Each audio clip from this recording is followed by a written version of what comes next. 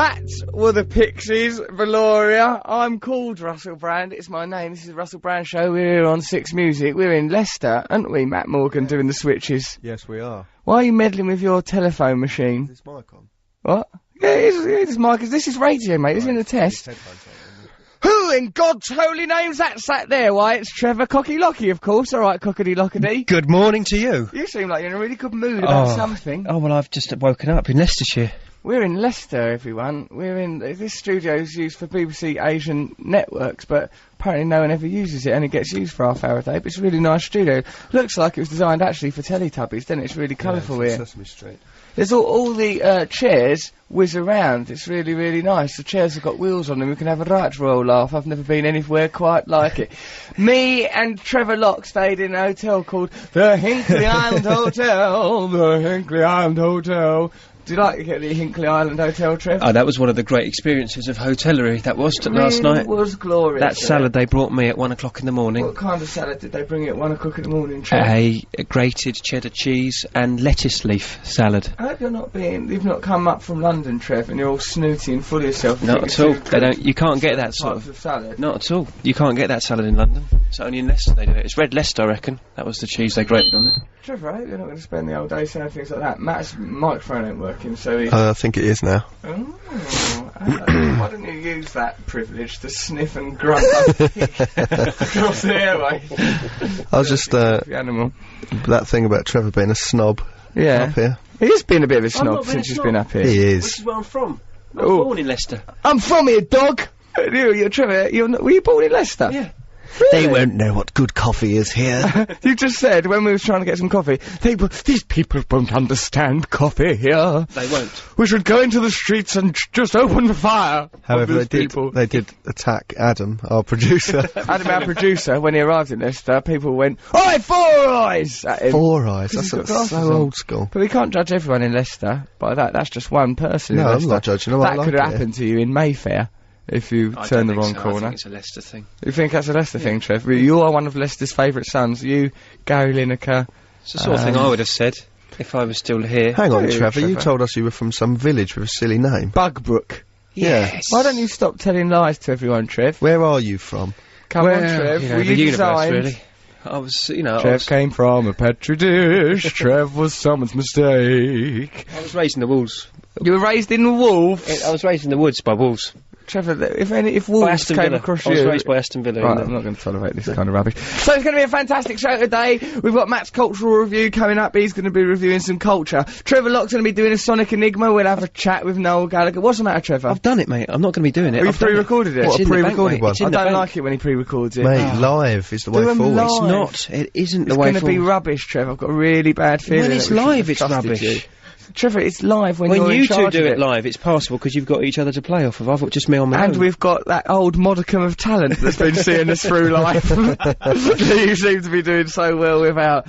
Here we are in Leicester. What we're going to talk about gatecrashing things here. We went to a wedding party last night. Did you like it, Trev? We tried to pull a bridesmaid for Trevor. No, we didn't. Well, I thought it'd be nice to get you a nice little bridesmaid. Yeah. It was Michelle and Adam's wedding. I met them at breakfast this morning. Did you? Are they alright? Well, one of them had a severe hangover and looked really unhappy. Michelle or Adam? The man. Oh God, I hope that man. Well, hang on, that's their honeymoon night.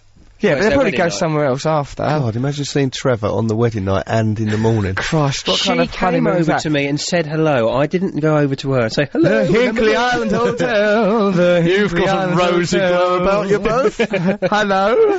You're up early, if you don't mind me saying so. Then they had a murder mystery night in another room. We went to that for a bit. And you two were walking around enjoying other people's experiences? Yes, we got right involved. They liked us. When they saw us, the murder mystery, it was all ladies sat around the table. When he walks in there. Ladies in their 40s, lovely they was.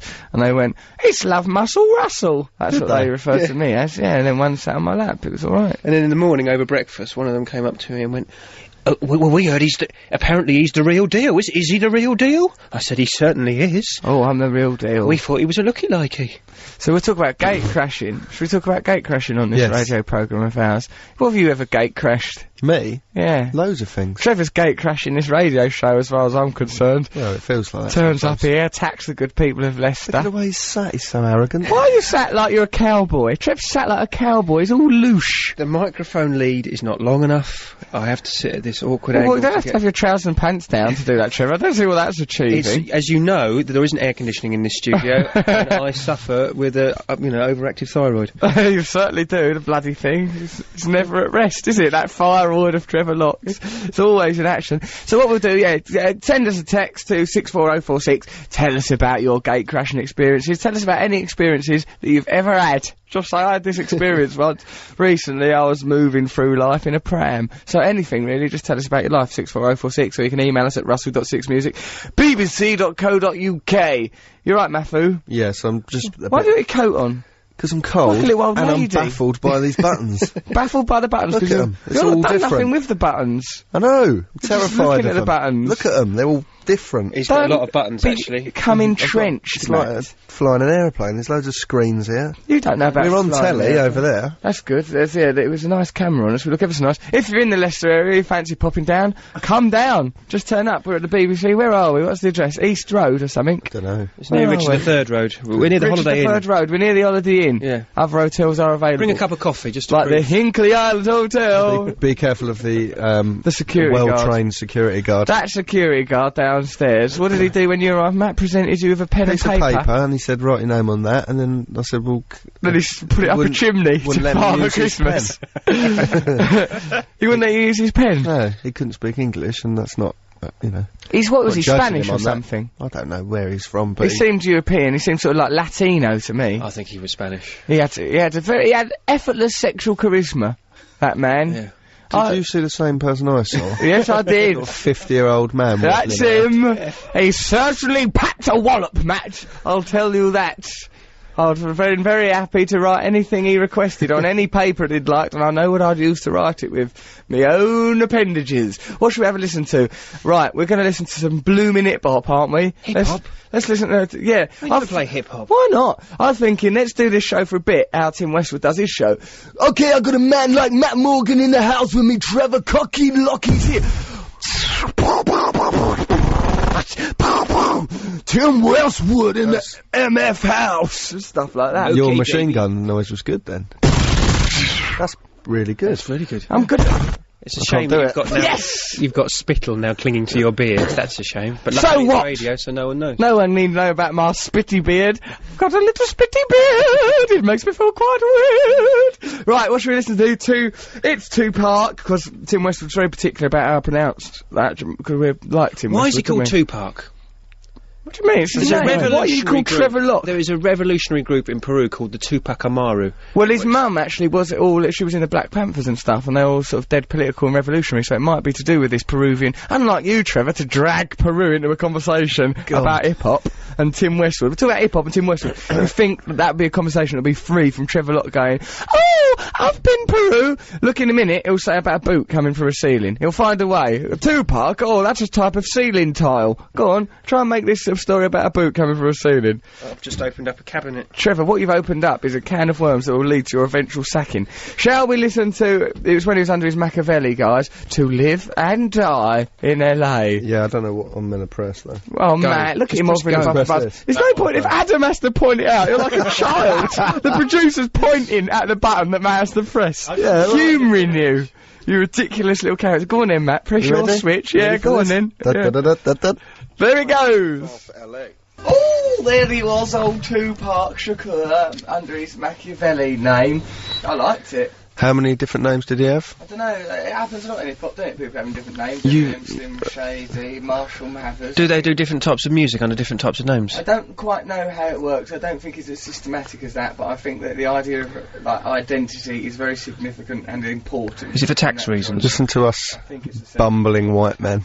I wonder what they mean when they change their name. Jolly good. You used to love hip hop. When I first met you, it was Morrissey and Snoop Dogg. I love Snoop Dogg and always will. There's nothing that could drive my affections. Do one of your raps.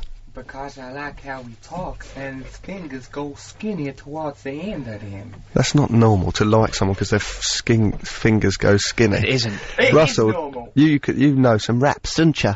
I do that. Have you memorised Go on, do. Yeah, once he did a big long Snoop Doggy Dogg rap. I'll say Mum will do a Snoop Doggy Dog. Do one. I'm not doing a Snoop Doggy Dog rap. Don't be I'm shy. rude. I feel embarrassed. Really? Stop making me embarrassed. Go on. My affections for Snoop Doggy Dog raps.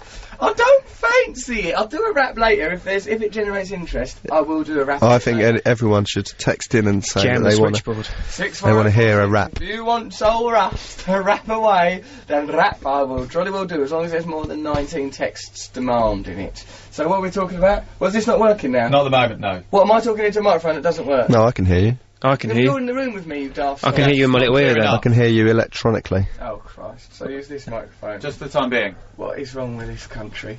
What is wrong with this country? So I'm using... That's better. That's Right, lovely. is it? That's Yeah. ridiculous. I think you should have that always. Well, I know, but I you don't think like him it'd be standing up nice there like Christy Burke with if that. there was 1 week where the programme was not plagued with technical problems. We've been doing this radio programme for 4 months now. It's the same problems week after week. You've got freedom now, haven't you? Children's home. Right, let's have a look at these text messages. Alright, Russ, I went past the funeral parlour yesterday and they were having a family fun day. They had the horses and mourners out and they were having their photo taken with kids. They were running a competition. Guess how many balloons in the hearse? I didn't play, but I would have guessed about 63. Phil Paget. That can't be right, can it? Can you have a family fun day at a funeral parlour? Can you have fun? Well, they need to have fun like anyone else. They do, Matt. Do you think they were Of course black do. balloons? They do, they muck around with the corpses. Not Russell. They do. No. I They met don't. someone once. No, don't say that. I met a man once. Don't say that, because someone might have just lost someone and then now they're thinking, All right. right. Not all people do it. It's not like that. This is what happens at all funeral parlours. But I did once meet a bloke who was he was working in a hotel, and his previous job had been a mortician or something at a funeral parlour. Right. And he goes, "Oh, it's ever so good. Like the bodies all." He goes, "You can make them cough if you press their stomachs." Oh, that's alright. I thought you meant other, more dark things. Doesn't mean he had it off with them. Oh, Well, that's why what did you obviously- say that? Well, that's I'm what. saying he didn't have it off with them, Trevor. There's nothing wrong with not having it off with corpses. I don't rap away, Russell. Rap. Honestly. Do you remember them? There's all sorts of rap requests turning up here. Rap. Of course I remember how to rap. My rapping is second to none. So, Matthew, do you remember that time when, like, because gatecrashing is the theme of this radio programme, ain't it? Yes. Do you remember when you and I... what were we doing? We were making that programme for So Television. What, when we used to gatecrash the school? We made a comedy lab. We were making a comedy lab, right? And like every lunchtime, We were both. I don't know, why were we depressed? there was something wrong with us. Something very wrong. He rode a bike all round London. He used to ride from Hampstead Hampstead Waterloo. down That's to Waterloo right across every day London. and back. Wow. And do kickboxing. I was fit as a fiddle. Yeah, so he'd ride his bike there and I'd snivel along on the tube, then we'd meet and go, alright, go into our office, sit in a room, not really understanding what we were meant to be doing, even though it was like we were in charge of what we were doing. We were desperate. Yeah, I know. We were in charge. We were creating the content. We still didn't know what was happening. We used to sit in the school. There was a language school around the corner. We used to go there, cheer ourselves up, see if there might be any foreign girls that would love us. We were looking for No, love. but the main, that was the first time we went there. Then we used to go there, right, and we just used to walk down the road, go into the language school, like, courtyard, where they all went between lessons, Yeah. and have our lunch in there and pretend we were part of it. Oh, That's well sad. Cute. And there was a pigeon what used to sit above us. There's a called pigeon in the tree called, Squirty, Dirty Squirty. he used to have diarrhea every day. Oh, there's that pigeon, Dirty Squirty again, Matt. I sat there eating our sandwiches. Well, Did I we get our used to- sandwiches from the school? No, we used to go and get them from that This is sandwich tragic. place. We I were know it grown was. up doing And there was that. a ping pong table and we stood near it waiting to be asked to play. we never played it. We were failures. And then a little bell would go and they'd all go back in the building and we'd just shuffle stay off. there. Oh. You never met anyone from that language No school? one No one spoke ever to us. spoke to us. Well, why didn't you go up and speak to them? We were shy. emanating failure as men, weren't we? It was cold and we just used to go. I remember I used to have egg, mayonnaise and Tabasco sauce, big huge French bread thing.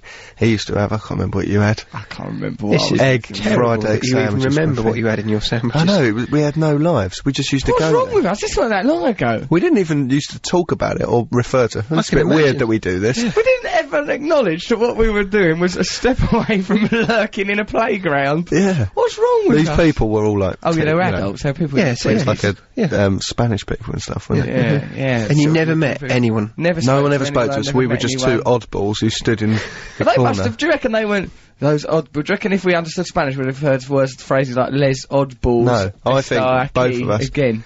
We had the presence of shadows. We were like shadow men, they didn't even notice. They didn't notice the we only were thing there. paying any attention to us was that pigeon squirting its vile liquid I excrement. don't know why that happened. He was a That must pigeon have gone on version for of a you. month or so. What were we Every day. thinking? And Russell thinks we should do some days we went there, and inexplicably there was no one else there. No school on. It wasn't like- inexplicable, Matt. It was probably safety procedures. We We've used to go decided in to there take anyway. drastic measures because of those two dangerous lurking perverts sat covered in bird crap, stinking of egg sandwich, sat there nubbing away at their crotches, giggling and chuckling by the ping pong There was table. no giggling, mate, and there was certainly there wasn't a sexual element to it. It was just It was tragic. a It sexless. doesn't sound like there'd be a sexual element Like to we it. sat there with our little sexless muffs, all joyless and alone. Terrible, was. Trevor, surely you've spent your life gate crashing, all sorts of events, turning up places you're not wanted. You're here again, for example. What have you been doing gate crash wise? I once pretended to be in a university.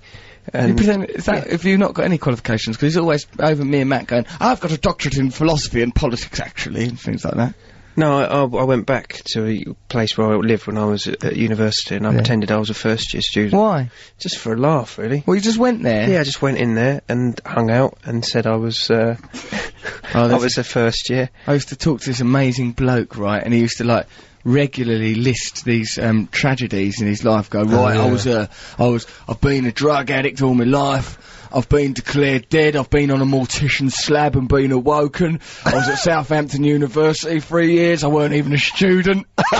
He used to list that. It's one of his things. I really like that. I was there for 3 years. I weren't even sure what was. I was like, I was tidying up or something. It was really mad.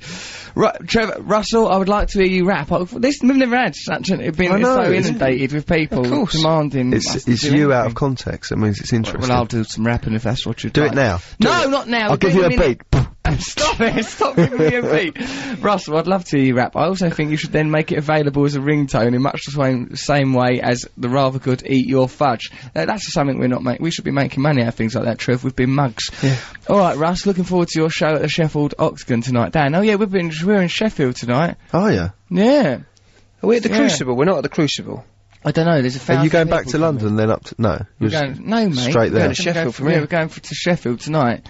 We don't know what the venue is, but there's 1,000 people there, so it must be. Oh no, the Octagon. It just said. I just read it out. So we're doing that. Come, let's listen to some music and stop acting like escaped mental patients. Well, you've got to stand up and not be holding that because it's changed your energy. I know it has. It's become a right twit. Right, we'll play a couple of tracks to give people time to sort their bleeding lives out. Right, so let's play the Holloway's generator. Just that, because then we'll have some news. Oh, right, then it's going to be some bloody news. That'll give us during the news, what we'll be doing is frantically running around the studio, trying desperately to make this show work. Let's listen to the Holloways. After an initial rush of childish enthusiasm, we've realised why no one broadcasts from this studio. It simply doesn't work. It's broken, the mics don't work, the studio's red and oppressive. It's like broadcasting from inside a menstrual cycle. It's a desperate, unhappy, ghastly place. No wonder the Asian network probably spent half an hour and goes, this is everything we hate about, what's that word?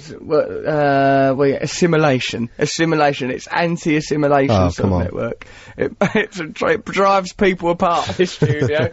Right, so, okay then, so we're gonna have a little bit of the old news, then we'll come out of it. It's giving me a headache. The redness is giving me a headache. Yeah.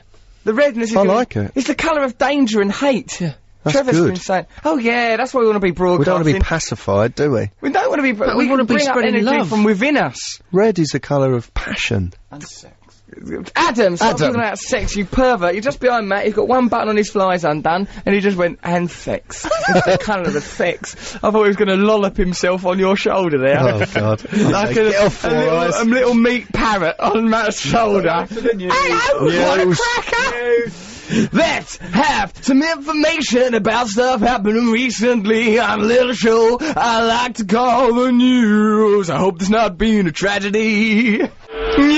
So CSS, was it, Matthew? Have you got a list of... I believe it was CSS. Was it? Yes, Andrew? it was CSS. I La. liked it. La. Made me feel confused, and it made me feel like sort of like a traffic light had tried it on with me. It was like a sexy robot. Made me feel like I was using a soda stream. Then all of a sudden it had made a pass at me, pinched my bottom. Here, let's change the theme from gate crashing and make it instead times you felt hopelessly disorientated and out of location. Let's make it that instead. Times you felt cut adrift and lost. Times you felt out of place. Right, here's a time I felt baffled and disorientated. That's when I woke up once, and I was in a room full of refugees. I woke up in a refugee room. I drank too much. I went home with these girls, carried on drinking, taking drugs. Bad to do that, as we all know.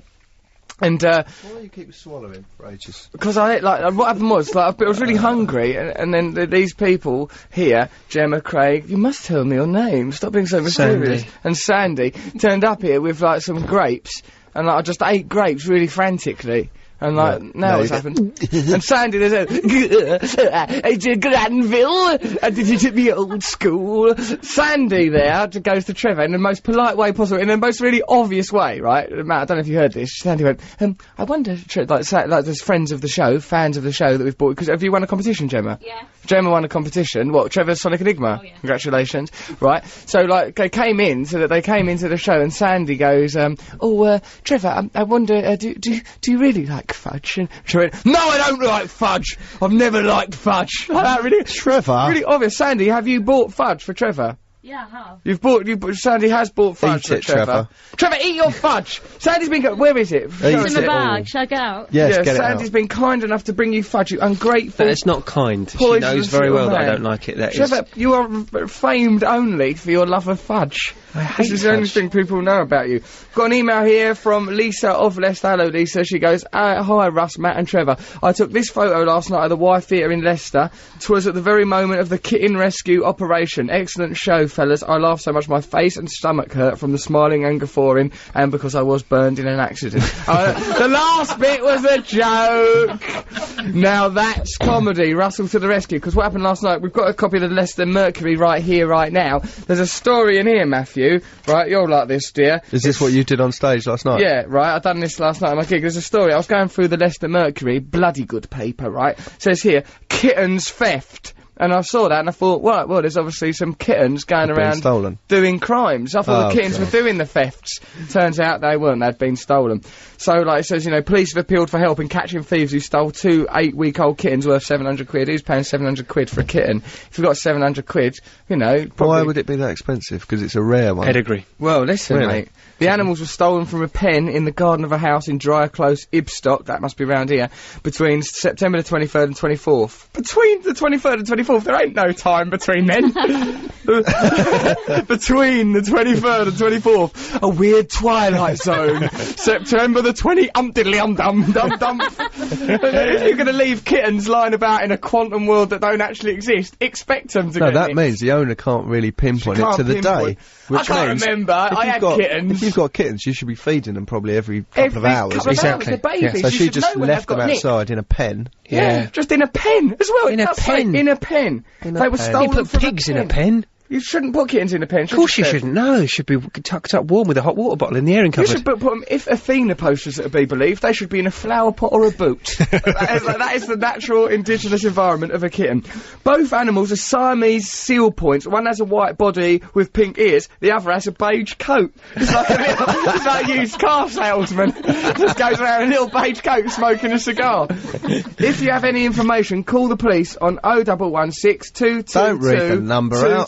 2222. That's Is a that the De La police? Soul That's the thing. police What's happened to numbers. 999? Don't Oh, do no. that no more, mate. This That's is a match Leicestershire, mate. game. You'll get no one with that. 222222. That's a De La Soul song. We've got an answer machine there to talk to. Hello, Nearly I'm rapping. rapping, baby. do It's it. happening inadvertently. Do a Snoop Dogg rap. I will do a Snoop Dogg rap, Matthew. If You it'll make. won't. He's gone all shy. I'm not gone shy. He needs to build up to it. He needs to take it by surprise. I've got, yeah, Can you come on. remember it? Because Don't- once you did a long thing and it was quite impressive. Yeah, I know. I do know a lot of hip hop. I'm a big fan of the hip hop community. That's, because I too, I say on a regular basis, F the haters. F them haters. But that's people who, you know, if someone don't like you, they're a hater, Trev. Oh, I see. Or to you, that would be the rest of civilization. Anyone with information, call 0116 222222. Why not plague the police with erroneous calls about this matter? No, don't. Wasting police time. You're not saying F the police. I'm not saying F the police. Not at all. F them if they're, like, not good ones, if they're corrupt, or maybe a bit racist. F them ones. But if they're nice police, I know some police that are nice. You know, when you meet them ones and they're dead friendly. Yeah. Nice. Them ones, don't F them. No. Unless maybe F them in the literal way, have it off with them. But if it's one of them policemen that uses their position to come round your house late at night and try and have it off with you, as I've once read about, don't do that. Really? Someone's done that, have they? Yeah, of course they do, because policemen are just people, really, aren't they, with desires, and and the main desire being one for power and authority over your fellow man.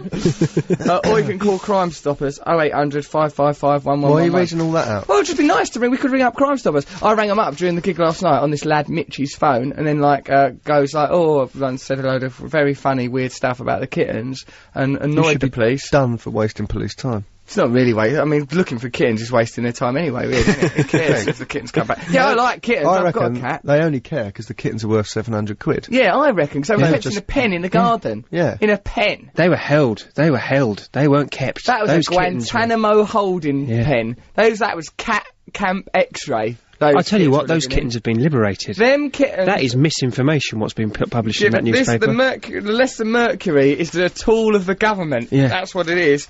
Giving us disinformation. What does it say here? All go home to bed, everything's okay, stop trying to change the world. Say police. It's another article. Ridiculous stories. Well, there you go. That's what's going on here in Leicester, where we are. Hello there, down there in that London, where we normally are. So, hello, Russell, Matt and Trevor. This morning in The Guardian, there is a going up, going down style article, and it says that Russell Brand, the womaniser, is on the way down. Finally bringing the media's focus around to your true talents. It's about time. That'd be my talents, as a kind of, I suppose, a manipulator. A racist, I don't know what those talents What are are your actually true be. talents? Comedian, ain't I? I'm a rapper, comic. soon to be rapper. Yeah. Soon to be. I'm a bloody hip-hop comic, is what I am. I love that hippity-hop music, I really do. It really gets my wild up. So how's your, fast going? How's me fast? How Oh is yeah, the because I'm change? I've given up womanising actually. So that's good that that's going down. What is it? I mean, term to me. Does that mean around you're the going womaniser. down I think it because you've probably given it does. up? Does it mean that you being a womaniser's gone down? Or is I it just don't know. generally I don't think those things they're are any bored good. stiff of you? I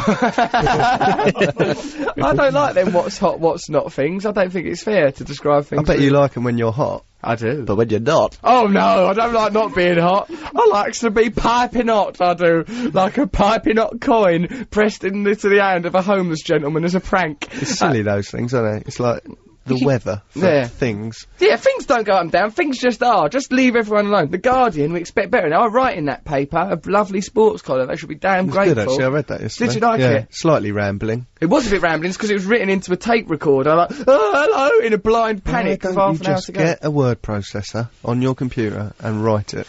Matthew, perhaps I can draw your attention to the film Terminator 2, Oh, where God. robots destroy mankind. Yeah, but that is because of your naivety in trusting pewters. But it's worse when you're standing there talking into a dictaphone. Yeah. That's a That's good way more of dangerous. That writing things. dictaphone can play your language back to you. Of course it can't. I've got it in my little pocket. Have you? Of course I have. He It's under rambles into a complete control. dictaphone, then his PA has to listen to it and type it up. Yeah. Then she comes to him and goes, "Is this what you said?" And he goes, "No, that's not the word. I didn't say umbrella." Things like that. Then they have to go through, like, changing it all again. And then he does it, then he reads it. Oh, it's just bizarre. It Then is he a reads it good again, then she listens system. to it again. The Guardian are on the phone saying, "Right, he can't do it this week because he's too late. We've got to draw a cartoon for this article." They do have to draw a cartoon, and the cartoons are dead simple because they get it dead late. Good cartoons, though.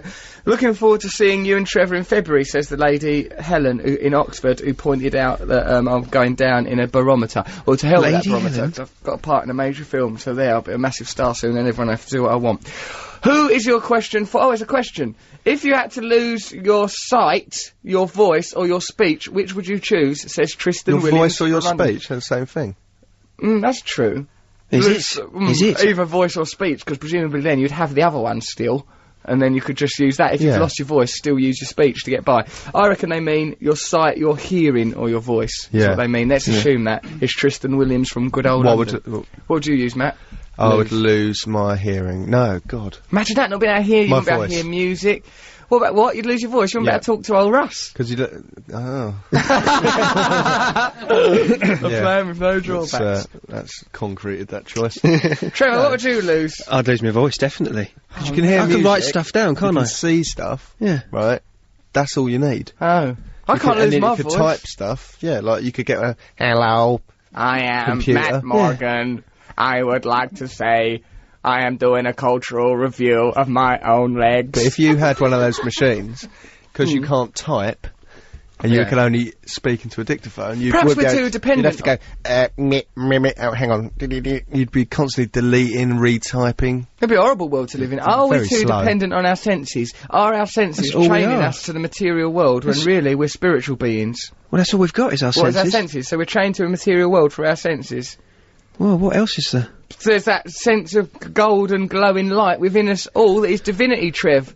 Oh, That that unites us. And also yeah, when it's you're- all apart from that. When yeah. you're dreaming, you're not using your senses. It's Good nice point. there, isn't it, in your dream You'd world? just be a little. If, Is Dream that- world? is that the That's real a us place thing? where I can fly. That is the real us, the us without the senses. if you had no limbs, nothing, no senses, you were just a little egg. You'd still be you, wouldn't I you? think that'd be a dreaming. step up the ladder for Trev. Oh yeah, I'd like him to be a little egg. At least we Be could good, pop him wouldn't in our pocket. carry him round on a spoon. I'd tie a string round him and stick him up my bum. Just leave him up there. Why not? Just leave him up there, keep him warm. I definitely wouldn't lose my speech because then I wouldn't be able to express myself. There's another. You would, you TV. could write. Heaven and Earth show. Hang that's on, why have we got to propaganda. lose a sense? Who is this Nazi? Look, Tristan, we don't want to lose a sense. We're keeping all of them. In fact, we're going to develop a new sense where you can sense the energy that passes between people. What about that then? You can sense it anyway. Sense that anyway. Stuart Barron has written us a poem. Greetings, Russ, Matt and Cockatee. I plagiarised a little poem for you. Russell Brand in the sand playing with his dinkle. Quick mum smack his bum, Casey does a sprinkle. Love and kisses. Looking forward to the gig on the 20th. Stuart in Cheltenham. Thank you, Stuart. That's a lovely poem. That's very, very touching. Hi, Russell. Please will you do a gig in North Wales? Very few stand-ups come here. Lots of love, Joe. Yeah, all right. We'll go there. We'll do some stand-up there. We'll just go and hang around. When's your how long's your tour on for? Goes on for ages. We're doing it for ages. Next Really? year, it's going on there. With Sheffield It's not really a tonight. tour where you live on a bus, is it? It's like What you do you keep mean? going. We You do. keep going home. We lived on a Home. bus this I have to weekend. feed the cat. We've been on a bus, actually, as a matter of fact. Have you? Yeah. Yeah, Trevor spilt some strawberries to But it's really rock and roll on your bus, isn't it? Yeah, oh, it's pretty crazy. One day I remember Trev spilled some strawberries. How can you spill some strawberries? You can drop some He strawberries. spilled them. I spilt them, mate. Don't He you worry. spilled them. Mashed to a pulp. When you're on the rock and roll bus, Matt, a lot goes down, I bet yeah? it's well boring. You don't drink. He hardly drinks. What do you Both want everyone sitting to there do? talking about reality and causality and boring stuff. We you were go on talking about reality, causality, and we're talking about the universe being a hologram. Take a look at these boobs of mine, Max. It's the last You you'll see always of them. do that. He always gets his boobs out and says, take a look at these, it's the last time you'll see them. And I see them about 100 times a day. Yo, big shout out to the Love Muscle Russell. You ain't nothing but a brand dog, boy.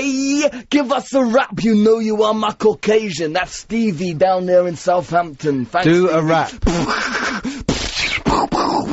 Do a rap. I'll do a rap later. Scared of rapping. I'm not scared of rapping. I love to rap. What we'll do, we'll come back from a track and I'll be right in the middle of some sort of bow wow wow yippee yo yippee yay type rap. Let me tell Really? you. You can do that?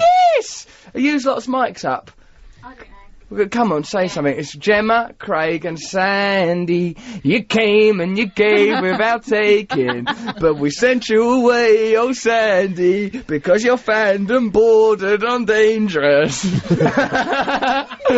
No, I don't think you're a dangerous fan. But you have bought Trevor some fudge. Let's have it then. Trev, eat your fudge! Let's have a Looks look at it. nice. I'll- What type of fudge is it? Marks and Spencer's. Marks and Spencer's other fudge. fudge is Sparks. available. Get that fudge down Eat there. it, Trevor. Trevor, eat your Alright, fudge. don't be Come so on. aggressive, I'm guys. wrapping it near the mic so Just people eat can it. hear eating it.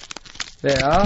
Right, now take a nice I bite. don't like that Covered in noise. chocolate. Peel off a chocolate. We didn't say chocolate. There, he's eating fudge. Oh, Eat it's the gone whole in my fudge. little mouth. Is it nice, Trev?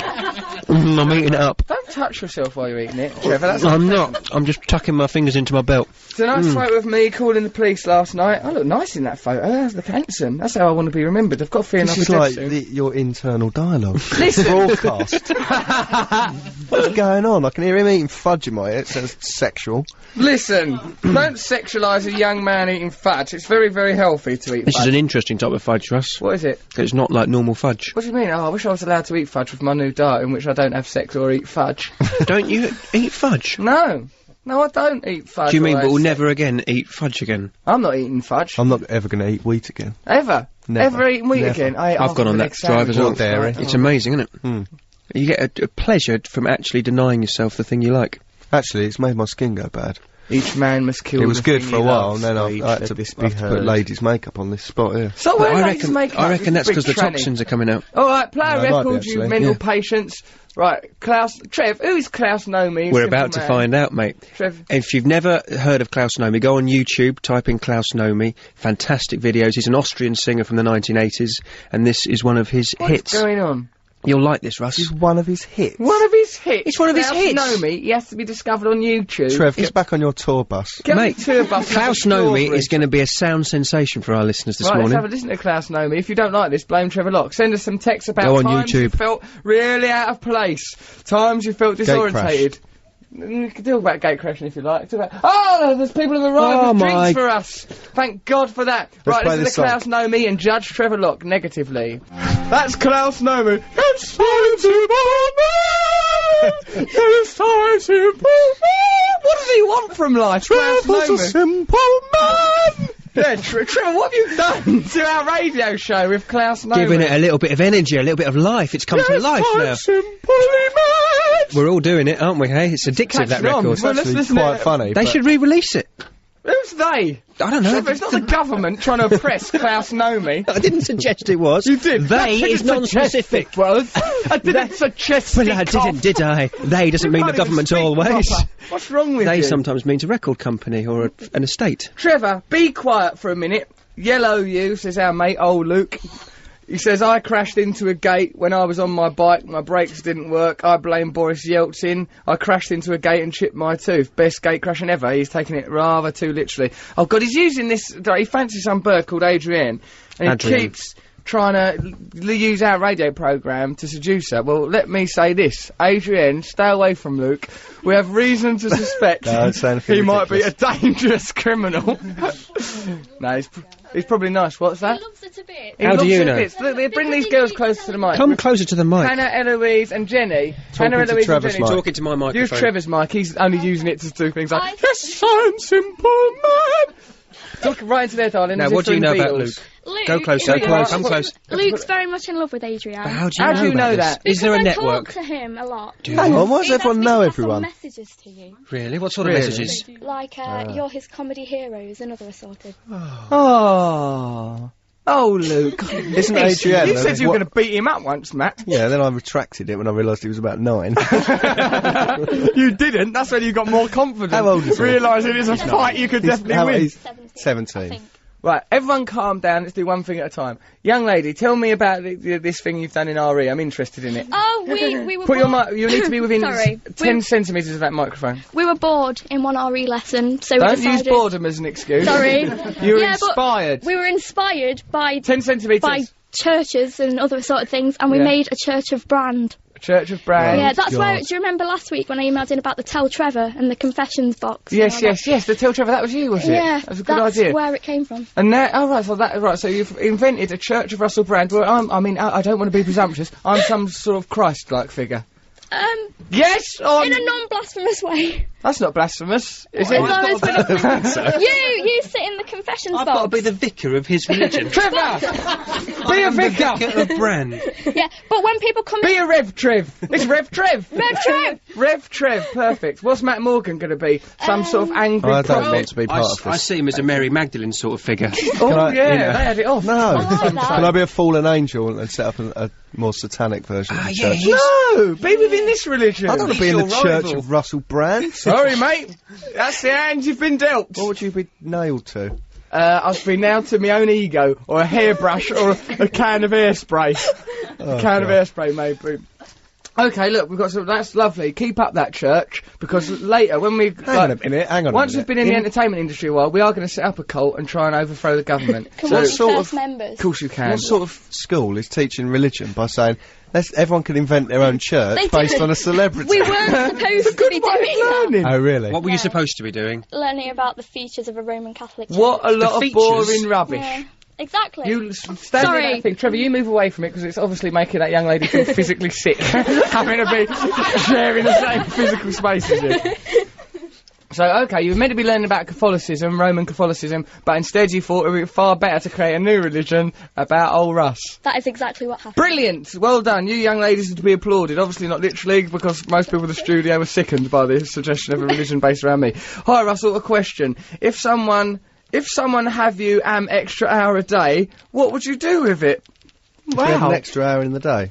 Yeah. See, at least that's an idea where we get something. We don't lose a sense or a leg or something. Yeah, I don't want to lose no of my legs or senses. I'd use it for sleep. What, just have another hour of sleep? Oh, You wouldn't even come notice on. it. That's so unimaginative. Well, that's really unimaginative. All right, then. Every hour of the 24-hour day, do you think about, oh, yes, I'll do something imaginative with it? No. I do sometimes. No, you I do. I Look don't- at me now, dancing. Well, I'm so imaginative. Like I a am man in a dancing. flick book. Dancing away, really looking sexy. Dancing away. Stop dancing, really start imaginative. rapping. Rap. I will rap later, Matthew. Why are you so scared of rap? I'm not scared of rap, baby. I love it. Russell should do a Morrissey rap in the style of Snoop Dogg. I would go out tonight with my hose, but I haven't got a mother effing thing to wear. Good suggestion, Rosie. Hi, Russell. Thanks for the tip about spit last night. Worked a treat. Cheers from Chris. P.S. They do coffee in the canteen outside the studio. I won't elaborate on the spit technique. No, don't. Hi, Move Russell. on. How did you and Matt meet? And how did Trevor then join the posse? Me and Matt met at MTV when we were younger, brighter, less jaded men. Trevor and I had actually already met in a play that Trevor Locke writes plays. Although we treat him like a sort of clothed chimp, he's a brilliantly educated, talented writer, and he's written 6 plays. I was in one of his plays in which he also starred, that he also directed, like some sort of egomaniac. I co-wrote that, didn't I? I co-wrote it with Sam. I co-wrote it with my wife. I've been to Peru, you know. When I was writing it, my boot went through a ceiling. It was a difficult and embarrassing time for all of us. So, yeah, that's how we all I discovered met. you in many ways, didn't I? In many ways, Trev, you discovered me. Up until the moment of meeting you, my life had been an absolute farce. Was that in the period when you used to have a sunbed twice a week? I would have been, yeah, that'd have been brown, old Russ. Yeah. We remember Russell thinking he was Brown. really brown. Remember was Sam brown. saying to me, he must have a little bit of Spanish in him. Yeah, I Yeah. used to think that until I saw him toddle off to Electric wherever it was Beach. called. Yeah. Used Yeah. to go in there. I every liked day. it in them places, because they were good. Often the women that worked in there were of loose moral fibre. Oh, all Oh, I remember dear. is the little stickers that you wear on your eyes were called Winkies. Oh yeah, the stickers you put in your eyes are called Winkies, and how we laughed, you and I. You said you don't use Winkies. them, didn't you? You said, oh, don't use them. Don't use them, and now I'm really nearly blind, and I've got loads of dangerous melanoma. But still, you know, don't complain. This is a letter off Gavin. It's a letter what he's written in a computer, then sent it to us. Amazing. It says, I have a hangover the size of Paisley. I wonder if it means Ian Paisley. Imagine, Ian Paisley place shouting, called we've got a that. hangover. Awful. Yeah. Fortunately, in my inebriated state, I didn't diddle myself. Diddle me. I was like, diddle He yourself. means we himself. Yeah, but you've diddled me out of 50 quid. I said, have you been so off your rocker that you've diddled yourself? Yes, I have. I Never. once was asleep on a settee dressed as a woman Yeah, I've after a heard this. party, Oh, yeah. and I diddled myself all over a sofa. Also, during the night, I banged on this bloke whose house I was staying at, his flatmate's door, and was going, let me in, I want to go out with you in a very immediate way. On a bloke's door. No, it was a woman's door. Oh, right, okay. You said bloke. It was a bloke's flat. Are you trying to confess something? I'm gay. Okay. You were dressed as a woman, wetting yourself, banging on a bloke's door. Come on, Russ. There's nothing more natural, Matt, than a man dressed as a woman, soaked in his own urine, banging on a bloke's door, demanding sex. This is bad for the religion. Girls, that must be struck from the record. That can be discovered in a tome in the years to come. Have you ever weed yourself, Trev? Are you No, you look like you're never. doing it now. No! I did it once when I was 7.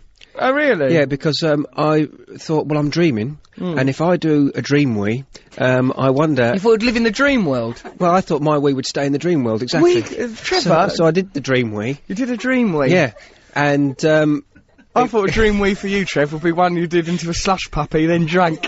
Oh! That's Oh, no! Is my mic on? Very silly thing to say. Yeah, go on, you were 7, you've done a dream wee, but then No, you woke up. it woke me up because I woke up and I was wet. And my mum said to me, "What have you done? You're too old to be doing this." Oh, and you're only 7. You're not too old. I was too You're never embarrassed. too old to wee yourself, Trevor. Matthew, what about your wee stories? I've honestly never Matt. wet myself since, obviously. Oh, well, there was once when I was a kid, and my mum said, "Oh, you've wet yourself." And I said, "No, it's sweat."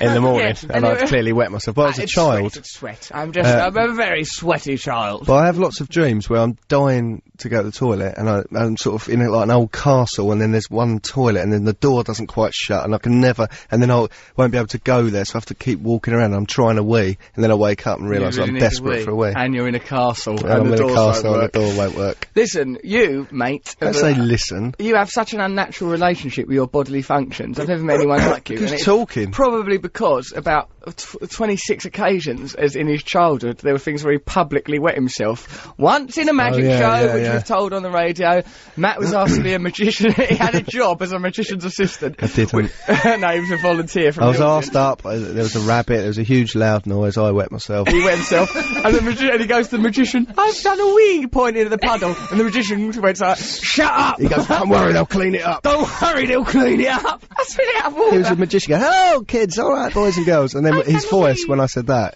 I've done a wee, he goes, "Don't worry, I'll clear it up." Like that, all angry. And then Evil. Matt's dad, who was ashamed of Matt, and Matt was wearing a velvet suit or something that he'd worn as a page boy a previous week, and then Matt's dad took him to the toilet and dried him with a hand dryer on his little child's dinkle, all getting all burned and hot. And there was a sense that Matt's dad was using the hand dryer not only to dry the urine, but also to punish Matt slightly for embarrassing the family. And honestly, dried urine is itchy. Oh, it's itchy.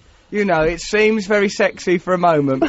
Like that first moment when you wet yourself, "Oh, I'm nice and warm." Oh, no! Itchy. It's awful. It's like hell.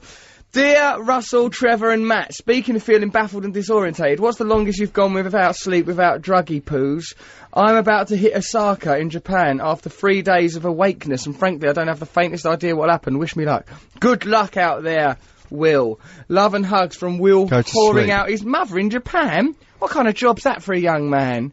Will, get a paper round. Thanks for making me laugh like a dream. The show's a real lifesaver because it's quite a mission to find to find good old-fashioned English foolishness in the mysterious East. Hooray for fools. So what's his question? Put that in How religion. long have you stayed awake for? Yeah, what's the longest you've ever stayed awake for? 2 days, I suppose. 2 or 3 days. Without drugs, But not though. without drugs, otherwise you just go to bed. No, Unless it's- that is without drugs. What, are you what are you doing then? doing? I don't know, just... You're making it up. Come on. Come Matt, on. You've got to have a you. specific memory. You can't go. Hold on a minute, Gemma's piping up, the competition winner. Gemma, what do you want to say, dear? I stayed awake for about 3 days before without drugs. Why? What were you doing? What were you doing to stay awake for 3 days before without drugs? I was on a holiday away with Where? friends. What country? I was in Blackpool. I was in this country. That's alright, it's okay. I've been on holiday in Margate. Hang on, Don't feel is embarrassed booze about a that. drug? Lovely. Yes, it is. Is Alcohol booze a drug? Yes, it is, Matthew. It's one of the most serious drugs. in Hang the world. on, Shut is up, you booze a lot. drug? Hang on, is booze a drug? Yes. Well, Gemma, you must have been drinking. I might have been drinking. see, There yeah. we are then. That's what I'm Yeah. saying. If you, Matthew, need to have a look at the way you're conducting your life if you're not even aware that booze is a drug. Booze is not a drug. Booze is a drug. Just because most people can take it without it going gave mad, me- drinking it out of a handbag in the mornings, and then having to go to a special place to be fixed. I had to go to a special drug garage in Suffolk and look out a window and cry while cupping my own nuts. Right, this is a question for anyone. If you were stranded in a lift with the Queen of England and the lift stopped and the Queen said, "Russell, would you like a bit of How's Your Father?" Would you do it with the Queen? Not if she called me Russell. What if she was kind enough to call you Matthew? And bearing in mind she's knocking on a bit. Yeah, I'll be all over her. Would you? Imagine the story. Yeah, it'd be good, wouldn't it? I would. Trev? I'd do it, but You only do- if she called me Russell. You'd do it with Her Majesty. Now, Trevor, when you're having it off with Her Majesty, would you try adventurous sex or just traditional sex? I don't know. I'd let her lead. You know. You'd let Her Majesty lead? I wouldn't, because she's used to being in control. I boss her, you know. Yeah, yeah. Why did you Come on, boss George. her, you know? Because I'm hip-hop! That's why I'd make her my little puppet. You haven't got much to overcome, though, have you, really? The Duke of Edinburgh. No, I can knock I've- him about a bit. I don't think he's there, I just mean, right, you like, mean his skills. It's not Oh, in his mine, skills, when he's he's got there. no moves. Oh, he's there, He's is he? there. He's in charge of the In buttons. full regalia. He's there, still wearing the top half of his clothes and that, but with his trousers and pants off. Oh, Lizzie, go on, get down, love. Get in. No, because the thing is, what he gets, Use it like a lipstick. Oh, God. Yeah. Her Majesty the Queen on the BBC. Yeah. Oh, we're dangerous saying things about the Queen. Matthew, they watch a documentary about fungus. Where That's what it's on. It's very hard not to focus on it. It isn't hard, folks. Look at something else. Hi, Russell. Thanks for that. All right. When someone's abusing our monarch, I tend to switch off.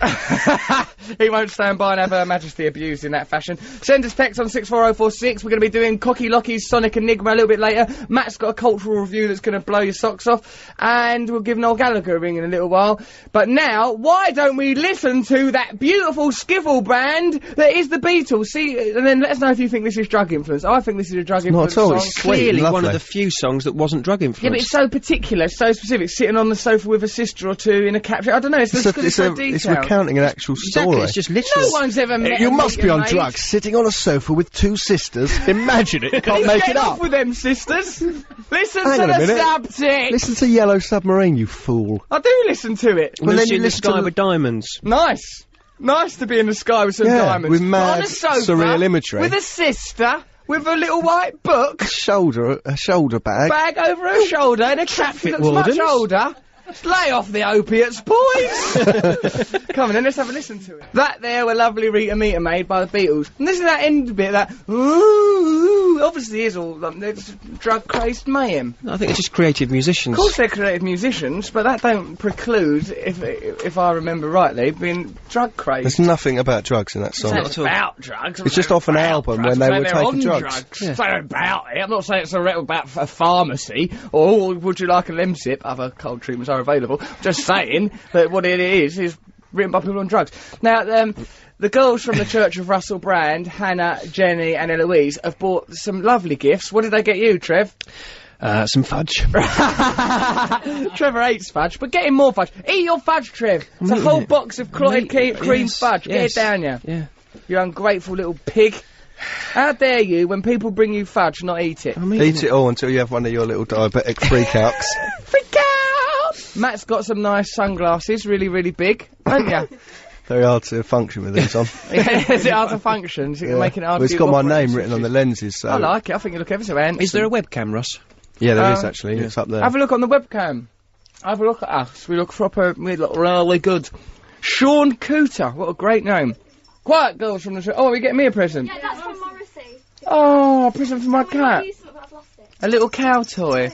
You lovely girls have bought me a little cat toy. Jolly Moggy. Jolly Moggy. I like the sound of that for a That'll few probably words. scare the living daylights out of it. It's a nervous wreck. It's not a nervous wreck. My cat's very well balanced. It's not. It's not. It can't cope with people walking into the house. He's fine with that. He's not He fine don't with like Matt clumps around all full of allergies, like all week, Ah, it's waiting to be horrible going weeded there. out by evolution. His house smells of weed because he won't have But it the house spayed. does not smell of weed. It does, but that's not because of the cat.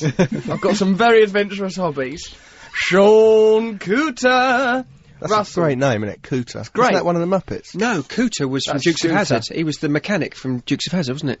The mechanic? They weren't even a mechanic. He in was the Dukes of mechanic. Hazzard. The Dukes of... Who was the Dukes Roscoe of Hazzard? Pico Train, Bossog, They were Bo policemen. Duke. Cooter was the... Cooter.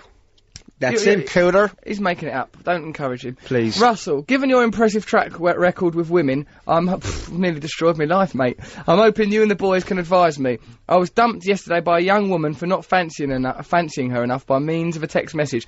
I'm not totally sure what that means. Do you know? Can you help me through the healing process by discussing the worst reasons and methods you have been dumped by or have dumped others by?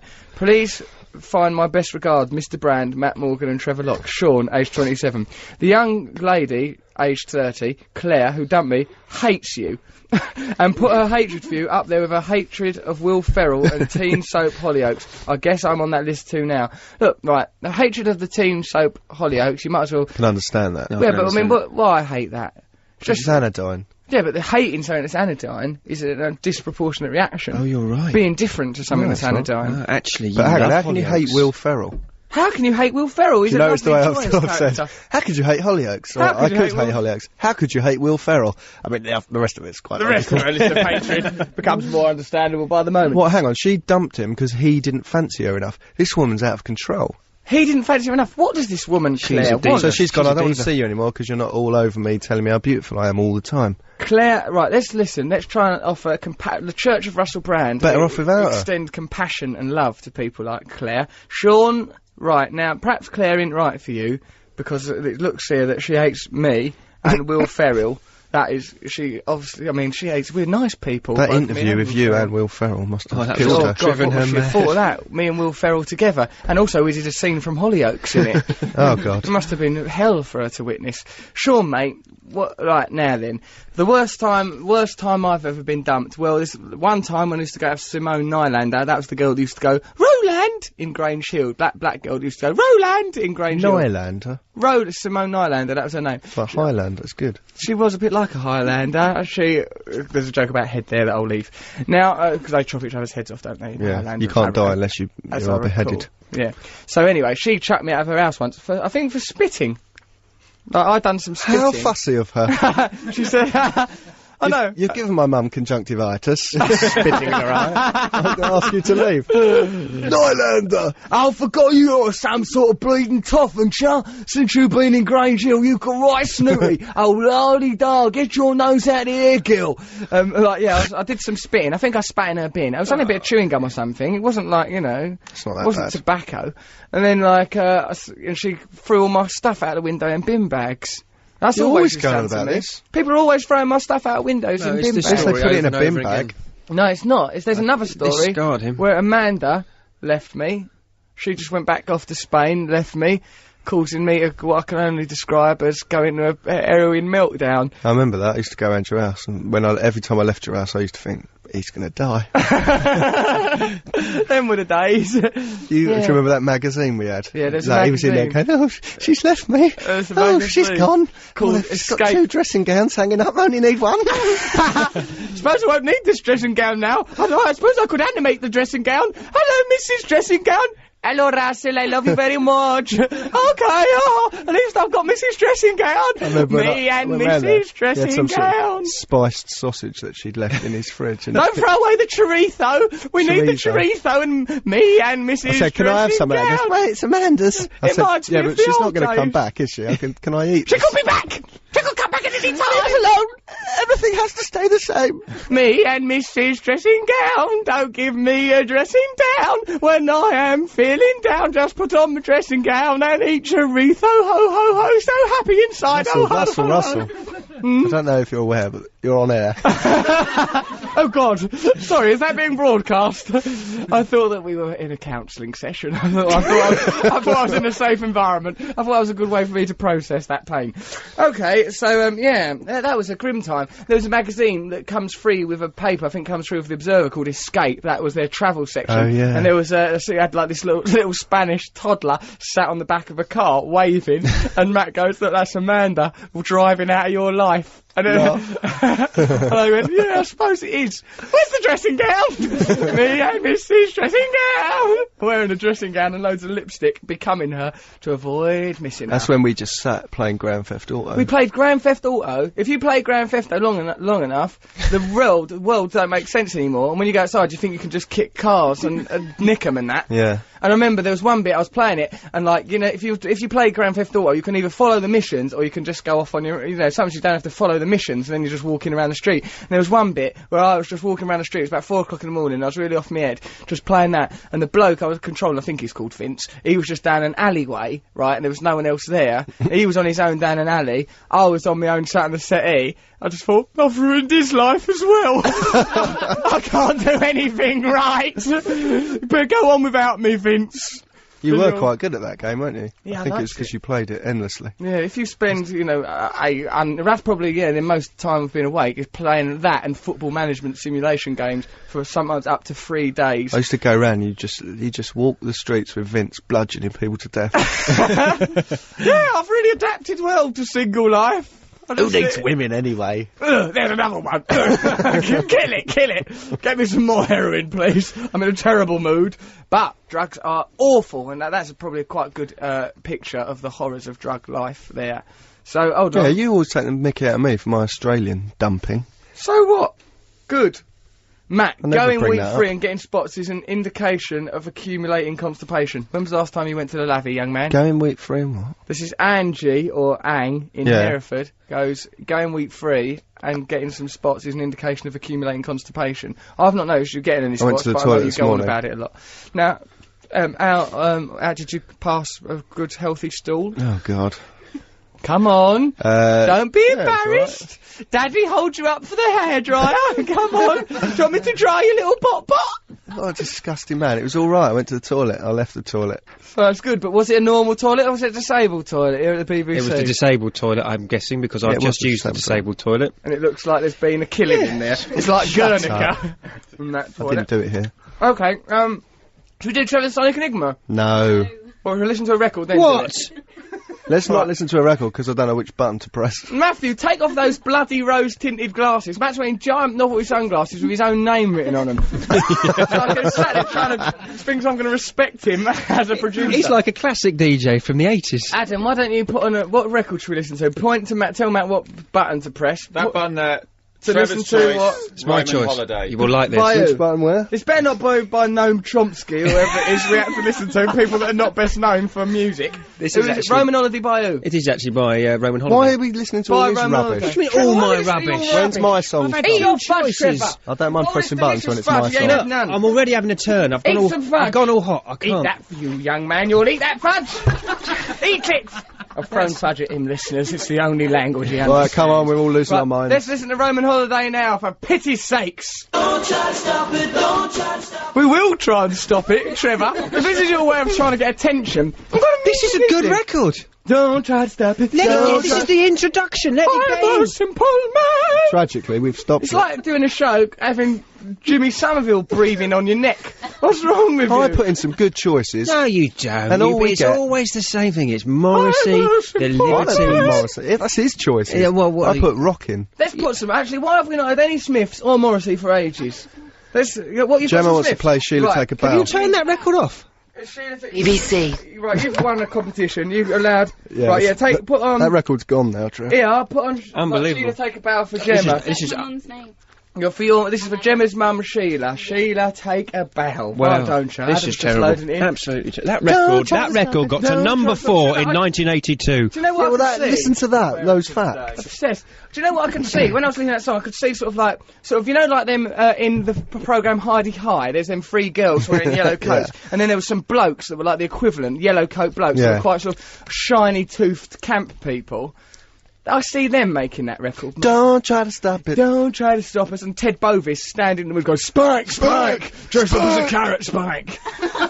Which is what he inevitably did on a weekly I don't know what's basis. wrong with you. The spirit of joy has left this show. The spirit of joy lives on. Why in the don't you? music Why of the play Smiths. that record? Let it live. No, No, way. we've Perhaps already we'll had listen to one it later if your stupid Sonic record. It's Enigma's not a any stupid good. record. It's a good record. Don't Well, hang talk on. over each other. What happens when it goes? Stop talking over each Don't- other. You're talking over us.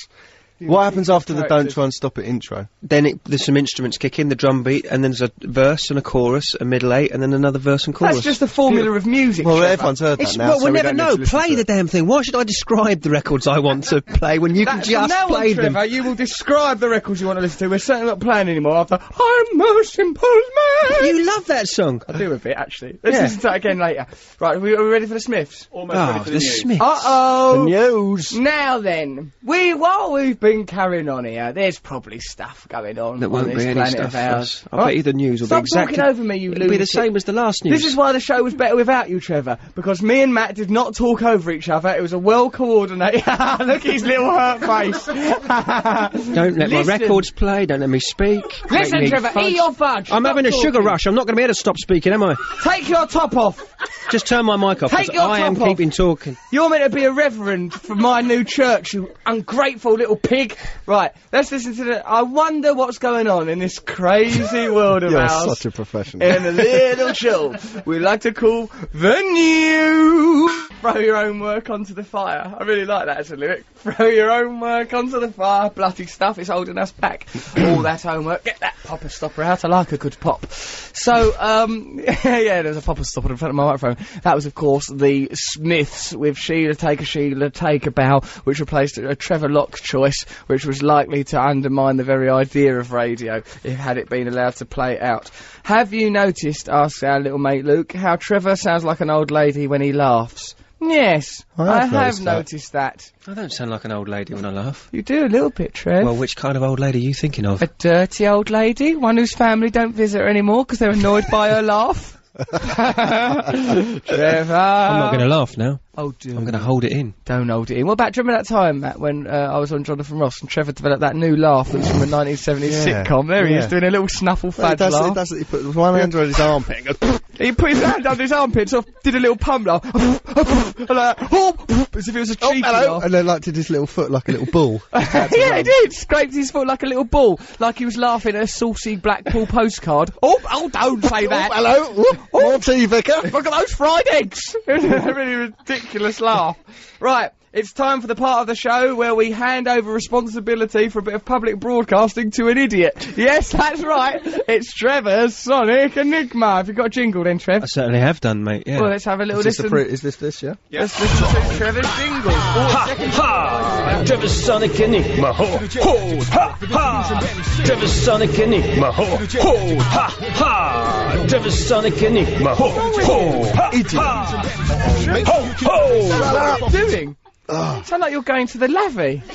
Hoo, hoo, ha, ha. That's the kind of aggressive Viking bellowing. He cranes over the toilet bowl, says, well, who's won that round then? Hoo, hoo, ha, ha. Shouting at his own stools. Alright, I thought that was a good little jingle. That's your jingle. I think we should play it again. No, Trevor. Never again. It wasn't awful. It's funny. It's nice. It's not sexy. Funny, nice. It's funny or sexy. Eat your fudge, Trevor. Oh, please. Alright, let's listen to his actual Enigma. Come on in, let's hear the actual Enigma. Hello, I'm Russell Brand, come in! Mr. Brand, I think you better sit down. No, why should I sit down? I always stand up! Mr. Brand, I've got some bad news. Bad news? Yes, it's Cooper. Cooper? Yes, I'm afraid Cooper was involved in an accident earlier on today. Coops! Mr. Brand, we did everything we could. I'm sorry. Coops! What happened? He fell into a glass of water. But the SIM card? The SIM card was destroyed. Oh, Cooper! Coops! Cooper! No, Coop!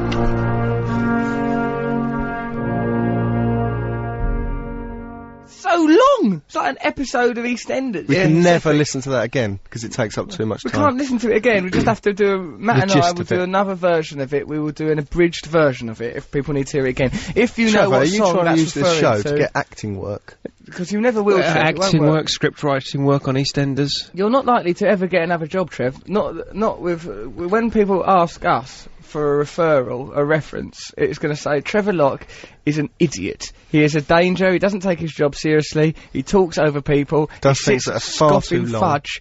He has no idea of how to of editorial brevity. Right. If you think you know what that song that Trevor was referring to with that Pinteresque piece of insanity we've just broadcast, text us on 64046 or email russell.sixmusic@bbc.co.uk. Actually, I quite would say it's about me with Cooper, my mobile phone, because I once said that when my mobile phone don't send a text message, I think it's trying to help me.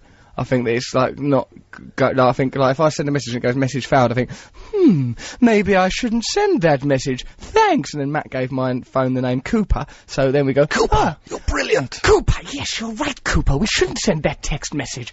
No signal, eh, Cooper? Interesting. Yes, it would be wrong to speak to that person now. So Trevor has obviously done an Enigma based on You've that. got two phones though, haven't you? I have now. Why, what's the other one called? That other one's not got a name. Huh? Don't have a relationship with that one yet. Really? Just waiting to see how it goes, Is really. Cooper upset, or...? Cooper's very hurt because Cooper has been relegated to what I now call the tart phone. Really? I thought you didn't have tarts anymore. I don't have tarts anymore, but I can't lose that phone because there's people on it that I need. It's very difficult to transfer. The battery on my other phone don't last very long. I've It's very saved difficult. Russell's new phone number because it was on the day Steve Irwin died that he got this new phone. So I saved it as Steve Irwin, right? Yeah. Just so I wouldn't get confused. And every time he phones me from that phone, I think, what? Steve Irwin? From the grave? From beyond the grave? What could he want? It really froze me. silly boy. And then it's him at the other end. It's really weird. Okay, so if you know the answer to Trevor's Sonic Enigma, text us on 64046. What are we going to listen to now? I have no idea. Oasis. Oh, we're going to listen to Oasis. Songbird. That'd Which be is that good. song that Liam wrote for his Songbird. bird. It's a song that Liam wrote about his bird, and it's called Songbird. Songbird by Noel Gallagher. This would be good. It's a sweet little ditty. Let's have a listen. Turn it right up nice. I like that song, Songbird. It's nice, by isn't Liam. it? It's good, isn't it? 2 chords, I reckon. Don't criticise him. No, I'm saying it's good. Why? Why? 2 chords good, 2 3 chords, chords simple better. That's from Animal Farm. Alright, so why don't, we'll get Noel on the phone in a minute, have a talk to him. Let's have a long chat with Noel Gallagher. What else about should we do? theology and stuff. Bring up theology, let him viciously attack Christianity. He uses this as a forum for that. Then what else will we do? You've got to go to the toilet, haven't you? I've got to go Leffy. Play another song, I need the toilet. Play another. I'm gonna go Leffy. I do need to go to the toilet. Also, I've got to rehearse my rap. So, Yeah. I ain't done me little rappykins, have I, You yet? don't write them on the toilet, though, Of surely. course you do. That's Do where you? I'm inspired. Well, you're not going to make one up. I don't want to hear the sort of... I went to the loo. toilet. I did, boo, my name's Russell. I don't want to hear I that would sort never rhyme Russell with poo. Well, So, so okay. similar. Listen, look, why don't we play a little record? A little bit of Then Jericho. Oh! No, let's Kasabian, Reason is Treason. Kasabian are doing that gig we're doing on Oh, the they're doing it, are 2nd of November. Serge is definitely doing Is it. I Weller think. doing That's it? gonna- let's browbeat Noel about it. Paul Weller listens to this radio show. Paul, Weller, do it. please will you do, please may you do our gig on the November the 2nd. It's for people with junkies. Thank you, love you. Bye, liberal. So, yeah, let's listen to Kasabian, Reason is Treason. What is Reason Treason 2? What is it betraying? The idea of nihilism. Well, no, I think it's this thing we were talking about earlier. Reason maybe comes from... Reason imprisons us. Yeah. We'll talk to Surgeon Tom about this. Or maybe it's just a good rhyme. No, I don't think Kasabian would be governed by such simplistic ideas. I think what they're doing is attacking the idea of logic and consciousness. Do you know what I hate? Is when you do something and then somebody asks you why you did it. Yeah, well, I know that, Trevor, but unfortunately you're frequently called upon to justify yourself. Trevor, why are you putting that fudge down your trousers? I'm not gonna justify that to you. Do you know what? That scientists have proved that the impulse to do something happens a moment before you decide to do it. Have you heard that? What a load of rubbish. The impulse Scientists. a moment before you decide to do it. Scientists! Don't look at me and just say scientist. Well, Trevor, you can't just say scientists and think that undermines all counter-arguments just because you've said scientists. You have to say to you, Trevor, what on earth are you doing lurking in a boutique? You can't just go, scientists! like that. The boutique owners will still be well within their rights never to ask you lurked to in a leave the boutique. shop. You are a boutique lurking weirdo. There is no other word for it. Russ, Matt and Trev, do you find funny women attractive? Love, Rosie. Yes. Definitely. Good to be a funny woman. Citing to be funny. A lot of funny women aren't attractive. A lot of funny women. That's why they're funny. Matt, what you just said then was a piece of sexism. No, which that's what attractive. That's what attractive. That is what it is is attractive to be about funny. a woman, Let's think of funny women we find attractive. Caroline Ahern. Oh. Whoa, especially when she's all murtoned up, all nice. Oh, them tights. Grey hair. What I'd like to do is I'd like to set fire to the thigh area of them tights and then just look at it. Okay. Do you still need the toilet? Even more than ever. If I don't get in that levy quickly, I don't know what else. Haven't you tried to drop into interviews that you fancy Caroline Ahern in a desperate attempt to meet her? Not desperate attempt, considered attempt. Matt, plough through with the old wheat and dairy business. Your skin gets worse before it gets better as your body adjusts to the new regime. Also says that's also from Rosie. That's part of the same letter.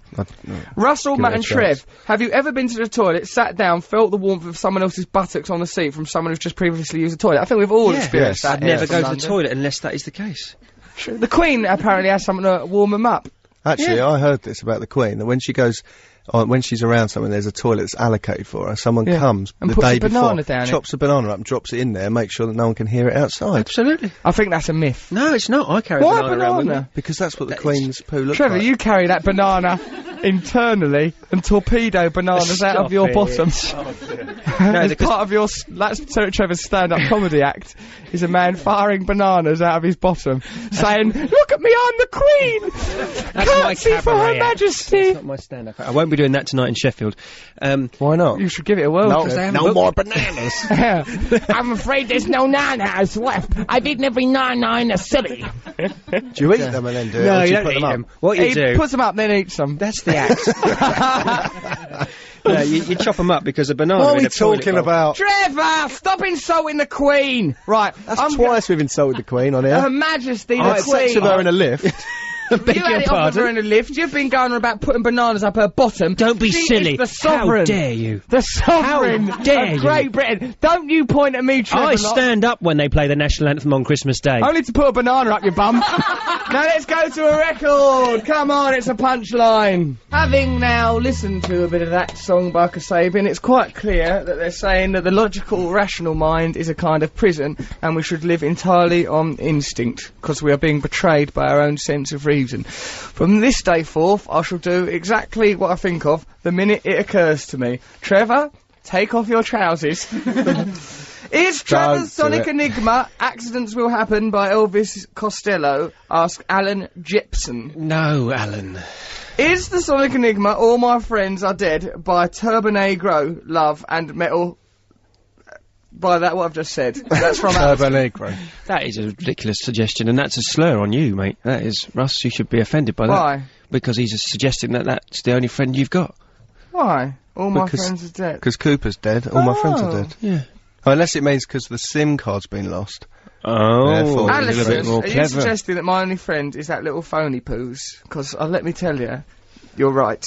Hanging on the Telephone by Blondie. Welcome back, Trevor. It's good to have you back, lad. From Nick Godkin. I thought for a minute I misread that. Good to have you back from Nick. Nick Godkin. Is it I Love the Dead by Alice Cooper? No. Is it Oh, I've read that one. Trevor Lockie. Right, remember earlier on in the show, do you? Yeah, I think so. Which bit shall I try and remember? Whipspit! Why don't you just talk about Whizbit, where Paul Daniels gave a triangle a voice and it lived in a triangle house and everything was triangular? What kind of crazy geometric nightmare are you trying to conjure, Daniels? Do you remember when we were talking about gatecrashing things and you talked about turning up at some church fete and kicking over a marrow? No. Well, That didn't happen. Did that happen? yes, Trevor, you were that boasting happen? about being at a church fete and kicking over a Did marrow. I say that? I You don't said- remember that. No, I just made it up. Right, But it's so the I kind of got a thing he little would bit do. mental. I just said to him, marrows. I goes, marrows don't exist except for in episodes of Terry and June and things like that. And then he goes, they do exist. He People goes, eat them on Sunday. Exactly, who yeah. has a marrow? You've never had a My marrow. mum and dad have marrow. You've never had a marrow. Of course I Of have. course he has. We've all had marrows. I've never Russell had a marrow. thinks if something hasn't entered his life, it doesn't exist. It's a solipsist. You've never had a marrow. You've had marrow, you probably didn't notice it. My Doesn't parents used to look like grow that. marrows in the garden. Yeah. So I mentioned marrows to Trevor yesterday, Matt, and he goes, one of them blew up in my mum's house. Well, right? he'll always say that when you're about things. He always says things, and why did he say Marrows his do. mum's house? Why did he Marrows say do. our house? Why does he talk like that? Marrows do blow up. Marrows do blow up. I do talk like old lady. Marrows do blow up. Why And do then, they blow up? Because they ferment. If you leave a marrow out too long, it will ferment from the inside, and then the pressure will get too much for it. The skin seals it, the pressure gets, and then and marrows just go everywhere. Oh, well, there's something to watch out for there. And then he started going on about it, goes, I pick hazelnuts in the garden. I Don't you? didn't say that. I said that ages ago. You said, I pick hazelnuts in the garden. You got hazelnuts in your garden? No, when I was a little He's boy. got bats in the belfry. He's got nuts in his noggin. He's nutty as a When I was a fruitcake. little boy, we had nut bushes at the bottom of the garden, Nut bush, I got a nut bush. and we used to pick nuts, pick them up, and then save them, and So then eat you them at used to Christmas. visit nut What's bush the end of city. that story? That's it. Well, he We had some started nuts it. and we I just picked them. told him. I said nuts are real. They Then he was on exist. about saying like balancing blackberries up and down his legs and giving Right, them all come a on. voice. He was. He said he used to have a family of blackberries and go, oh, this one's Dr. Chaucer, this one's Pirandello. We all did that when we were little. Yeah, that's true, actually, we did. Of course we did. This is, remember we were talking about gate crashing earlier for a bit. I said I woke up in a room full of refugees and then never really properly elucidated, just left it hanging in the air. It was weird though. What happened was, I went off, I stayed around these girls' houses. They goes, come back to our house, but don't make too much noise, right? I'd met them in a pub that I used to work in. I lived above a pub. It was pretty crazy days. Yeah, and then we had to sort of lock in. I see you mentioned that in your Guardian article. What, about living above a pub? Yeah. I was watching the match in a pub. I lived above. Yeah, it's pretty bad. I used to drink anything, even the slops. I drink those slops. I used to even drink the ashtrays. There wasn't even any liquid in them. I was just basically drinking air. It was stupid. Then Trevor spilled some strawberries in the back of the tour bus. Pretty crazy time. And the whole punk thing happened. Around that time, Keith Moon died. We lost a lot of good men. So then, right, I was living above this pub, went back to these girls' house. I goes, don't make too much noise because the landlord drank too much, went off to be sick in the dead of night. Don't really remember it happening. Then I woke up with a violent shove. Someone was shoving me. I looked behind me. Right, when I looked first of all in front of me, there was a refugee lady and lots of refugee children. Who tells a story in front of me? I looked behind me. No, actually, first of all, I looked in front of me. Oh no, hold on, or was it to the side? Then I reversed and had another look. Oh, where's my compass? Wait till I got a tick. Right, so then I looked either side. The room that I was in was flanked by people all just flanked, yeah, by people in blankets, all wrapped up, children mostly, and I was just laying in the bed just wearing a pair of panty poo pots. What country are you in? England. Then I looked behind me and there's this fella wearing a sarong with a moustache. It'd been him that had been shoving me, and he was standing next to the girl who previously I'd been in bed with. We didn't have it off, I was too drunk. And then, and also I think she might have thought I was disgusting. Then she looked in the direction, they goes, oh yeah, and what had happened is, I'd wandered, and they went, oh yeah, like that, language I couldn't understand. Oh, okay. But then they were Kosovan. Huh? I don't know where that was from. That was Kosovan. Was it Kosovan? Excuse me, wake up. Yeah. you're in my grandmother's bed. So what, you'd gone to the toilet, come back to the wrong bedroom? Just gone into another room. I really like to think about the moment I can't remember, where I just went into that room. I must have gone in there, got on the bed, just laid down all nicely, and everyone would have had to have gone, what's happening? And then they'd have had to have gone and got that. Well, they only found you in the morning? No, I reckon I hadn't been in there that long. I'd just been lying on the bed. They went to get the sarong bloke threw me out. So there's all kids in blankets? Yeah, and when I was going down, I went back to bed actually. I just went upstairs again in my little panties. And I think they weren't very nice pants. I think they might have had a Tasmanian devil on them. Oh God. I know. How awful for you. It was a terribly embarrassing incident. Then when I was going down the stairs later, the children were pointing at me going, the stranger! Pointing at me. I was the stranger. Then I saw that bloke with the sarong down a dole office a couple of weeks later, and he went, oh, like that, and made the motion of drinky. Yeah. The drinky motion. You were drunk. And I made the motion of sleeping by putting two hands in a prayer position like Willy Winky would sleep. And then we sort of had a laugh together. Skipped off into the distance together. But I later learned them girls had been kicked out of their house as a result of the incident. Really? Yeah. Morning, kids. I once inadvertently gate-crashed an aerobics class in our local village hall when I was a kid. Me and my mates used to lurk at the back of the hall behind the curtains, enjoying the circus, which was 30 or so middle-aged women wheezing and crashing about in ill-fitting leotards, soundtracked by 80s music, and the sound of us literally weeping with glee. When one day one of my friends, in inverted commas, took it upon himself to push me sprawling on my belly right into the middle of the action. The ladies weren't pleased by this, and I was met by shrieks of, what the hell do you think you're doing? And how dare you? It's hard to run away when you're laughing. P.S. I find there's nothing better than listening to 3 hours of shrieking, bellowing and boasting on a Sunday morning to clear a man's hangover. Cheers, fellows. Love, Math. Ramsgate. Peace out. I used to go on holiday in Margate, near Ramsgate. Ever gone on holiday there, Matt? Margate? Yeah. Down at Margate. Ben Bond Brothers Music Joke Park. shop. Do you remember the joke shop? No, I don't remember. Oh, I remember, well, with lots of rude filth in there. Yeah. Like lots of dinkles. Amazing things that you want. Amazing. When you're a kid, joke shops are brilliant, aren't they, when you're little? Masks. All those rubber masks. The really good ones that are up high, like spitting image ones, you can't get to them. And that magic smoke, did you ever have that? You put it on your fingers and go like that and all smoke comes out. Smoke would come on. Cigarettes. That's from the news agent. Yeah. Amelia! I once went out with a Sicilian boy when I was 15, but when I was 17, his parents decided they wanted him to marry a nice Sicilian girl. I broke my toe and I was unable to walk, so I couldn't leave the house. His parents seized the opportunity and banned him from seeing me. They changed their phone number, got a witch over from Sicily to take my spell off him, brought his mafia boss uncle over to offer him money to leave me, and found him a nice Sicilian girl. I found out I was dumped when my dad saw him driving the Sicilian girl's sky blue Fiat Strada, other cars are available, which in Aylesbury was the ultimate expression of love. A month later they were married and I was devastated. In retrospect, it was the best thing that ever happened to me. From Amelia Di Girolamo. Hang on, where's she from? Why didn't they just say you're not seeing her anymore? Why do they need a witch and a mafia? The witch and the man, that seems like overkill, doesn't it? Slightly. 14-year-old girl. Well, just go. She was obviously very attractive. Just give her a slap on the leg, she'll clear off. No. You don't need to get the mafia involved. Love. You know, it's at that age, it's like Romeo and Juliet. It's nothing like it. Why? Well, I don't know, it just don't seem like it. It's these days. Well, there's none of the things happening in Romeo and They Juliet. weren't Romeo and warring Juliet. families, were First they? love. They weren't warring families, Well, they they were died. kind of warring families, weren't they? It's first love. She shouldn't have been married to him. She wasn't part of the clan. She wasn't a Sicilian. That's the whole point. It is a bit like Romeo and Juliet. Exactly. We've got to stop them drinking from that little thing and dying and yeah, that. but it's ended up with her going, yeah, actually, I'm better off without him. That didn't happen. Years at the later. end That of didn't happen in Juliet. Romeo and Years Juliet. later, had she lived, Juliet would have gone, actually, I'm better off without it. Yeah. Imagine that soliloquy at the end. Actually, I'm better off without yeah, him. it wouldn't have worked out. Yeah. He was a bit of a knob. That thy name weren't Montague and that, but mind you, thinking about it, don't matter, I'm better off without you. That's not the sort of thing Shakespeare would write. Phil in Leeds goes, Dear Russ, Matt and Trev, after spending a month playing Tomb Raider as a young man, I found myself frantically searching for guns while creeping through a graveyard late at night. Also, I once knew someone who lived in a funeral parlour, and he and his sister used to leck with the dead bodies. What's leck mean? Not in a... what? Play. My dad's girlfriend from Leeds, it means play. Play, leck. That's good, isn't That's it? a lovely little What a word. lovely word. Your dad's girlfriend's from Leeds, and they say leck means play. Nice one.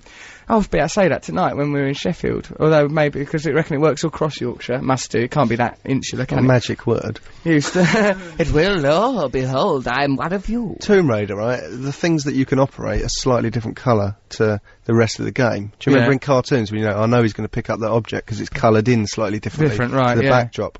Yeah, I found yeah. that with Tomb Raider, you can just look around for things that are Slightly slightly different in colour, colour. and you think, oh, that's an operable Well, what you bit. should probably do then, Matthew, is get a social life. Right, I've known a friend, they used to play with the dead bodies, or leck with the dead bodies, not in a sexual way. He also told me he used to trick school friends into going in the room of the dead and lock them in until they cried. Keep up the good work, Phil in Leeds. What a resource to have as a child. Yeah. I remember the kids that lived near us, they lived in a co-op funeral parlour, but I never became friends with them, and now I regret it simply because you imagine being able to have Were they weird access kids to or them. not? They were a bit weird. One of them had a really weird fringe, and I think it was to do with the dead. Co-op funeral Fringe. parlours, Yeah, co-op funeral parlour, just Yeah, down Would you just get off Halfway stamps Road. if your relatives died? Trevor!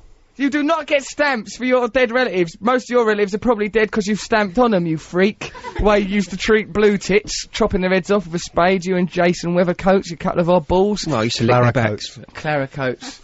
What? Right, so, yeah, no, they were a bit weird, them kids. They was a bit pale, and they had strange fringes, and they used to also carry around, limbs that they'd chopped off in their school satchel. That Go, is weird, "Ooh." isn't it? That that's the trade of your father. He works with the dead, you know. We're going home tonight. When you have to say it's one of them go to work with your dad days, and then you just have to stand around looking at corpses. Go downstairs through the fridge door thing into these workroom. Have you ever looked at a corpse? Because I have. It belonged to this bloke called Jim, who I really liked, actually. He had a corpse. He had his own corpse. He used to call it Mr. Mischief. Sit it on his lap and cuddle it. Russell's merely talking about Tom Sawyer, which he read and thinks was his life. And then I was on a raft once with this escaped slave fella. I thought, I'm Jim. going to stand by you.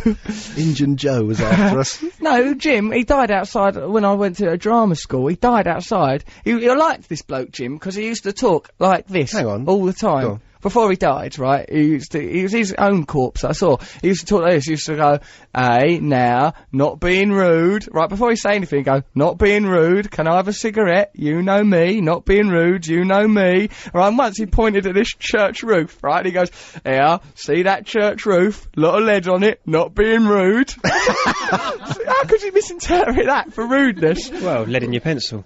No, I don't think so, Trev. No, only you could mistake that I think for rudeness. it was a quirk of his It was a language quirk he of his didn't mean to nature, say. and it was funny. He looked sort of like how you might imagine a yokel, look sort of bulbous How did you nose. see him dead? Well, I'll tell you. Right, then there's this other time he goes to me. Right, this was out of order. My mate He Perry, goes, you right? get off, stop hitting me, Yeah. not being rude. not being rude. I can't breathe anymore. Take your fist out of my throat. You know me. Not being rude. I wrote a poem about him actually after he died, and it was good. Right? Bet it I incorporated all his catchphrases into the poem. Anyway, he goes like. Then another time he goes. Now he talks about my mate, right? He goes, now, right?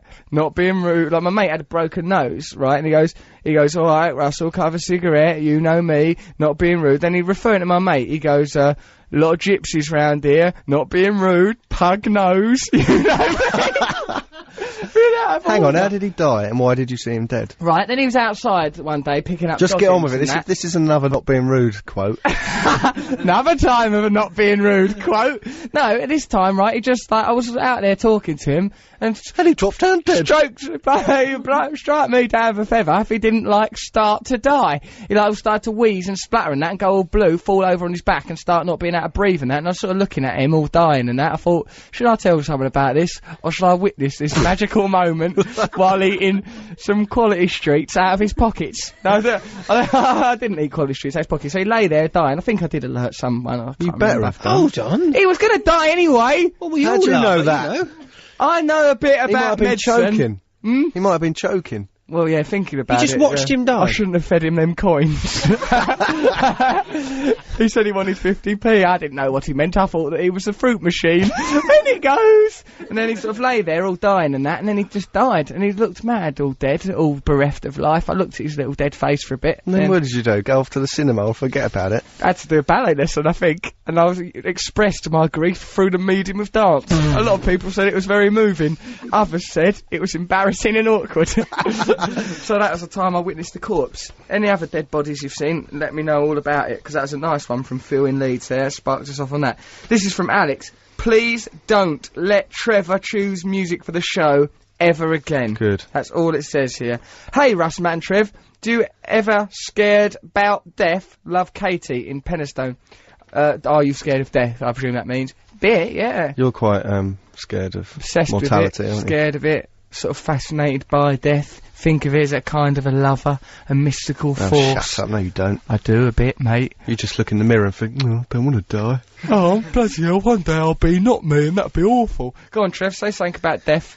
Well, I think we're immortal. I don't think that's the terror that I have. What, that we're immortal? That's what egotistical people think. Yeah, that they can't How could die. this forever end? No, I I think you me? come back endlessly. I don't. I think you get one go and then you die. You're just an animal. I've had a We've vision. become part of a universal consciousness. You've not had a vision, Trevor. I have, mate. It's You've terrifying. had too much fudge. That's all that's happened to you. Come, let's listen. Right, we'll listen to a song, then we'll do Matt's Cultural Review, then we'll ring Noel Gallagher, then we'll just go home. Then more radio can happen. Which one's it on? The Knife Like a Pen.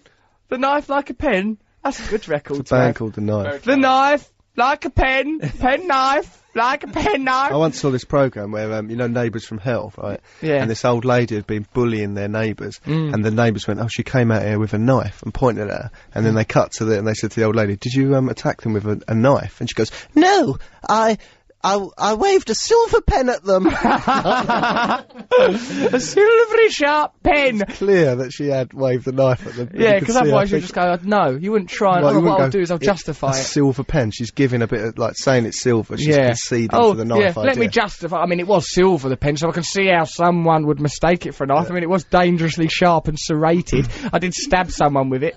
So this is The Knife Like a Pen. This is The Knife Like a Pen. Let's have a listen with our brain boxes. Blimey. Are we on air now? Yes. There's no eye contact, you maniacs. It's just like we just... You can't hear the track in the studio. 10 seconds meant. I thought they just... I don't know, I thought it was like 7 seconds away. And long as Thursday, I'll be waiting. Rap. Don't I will not do no rapparoos. I'll do a bit of rapparoo in a minute.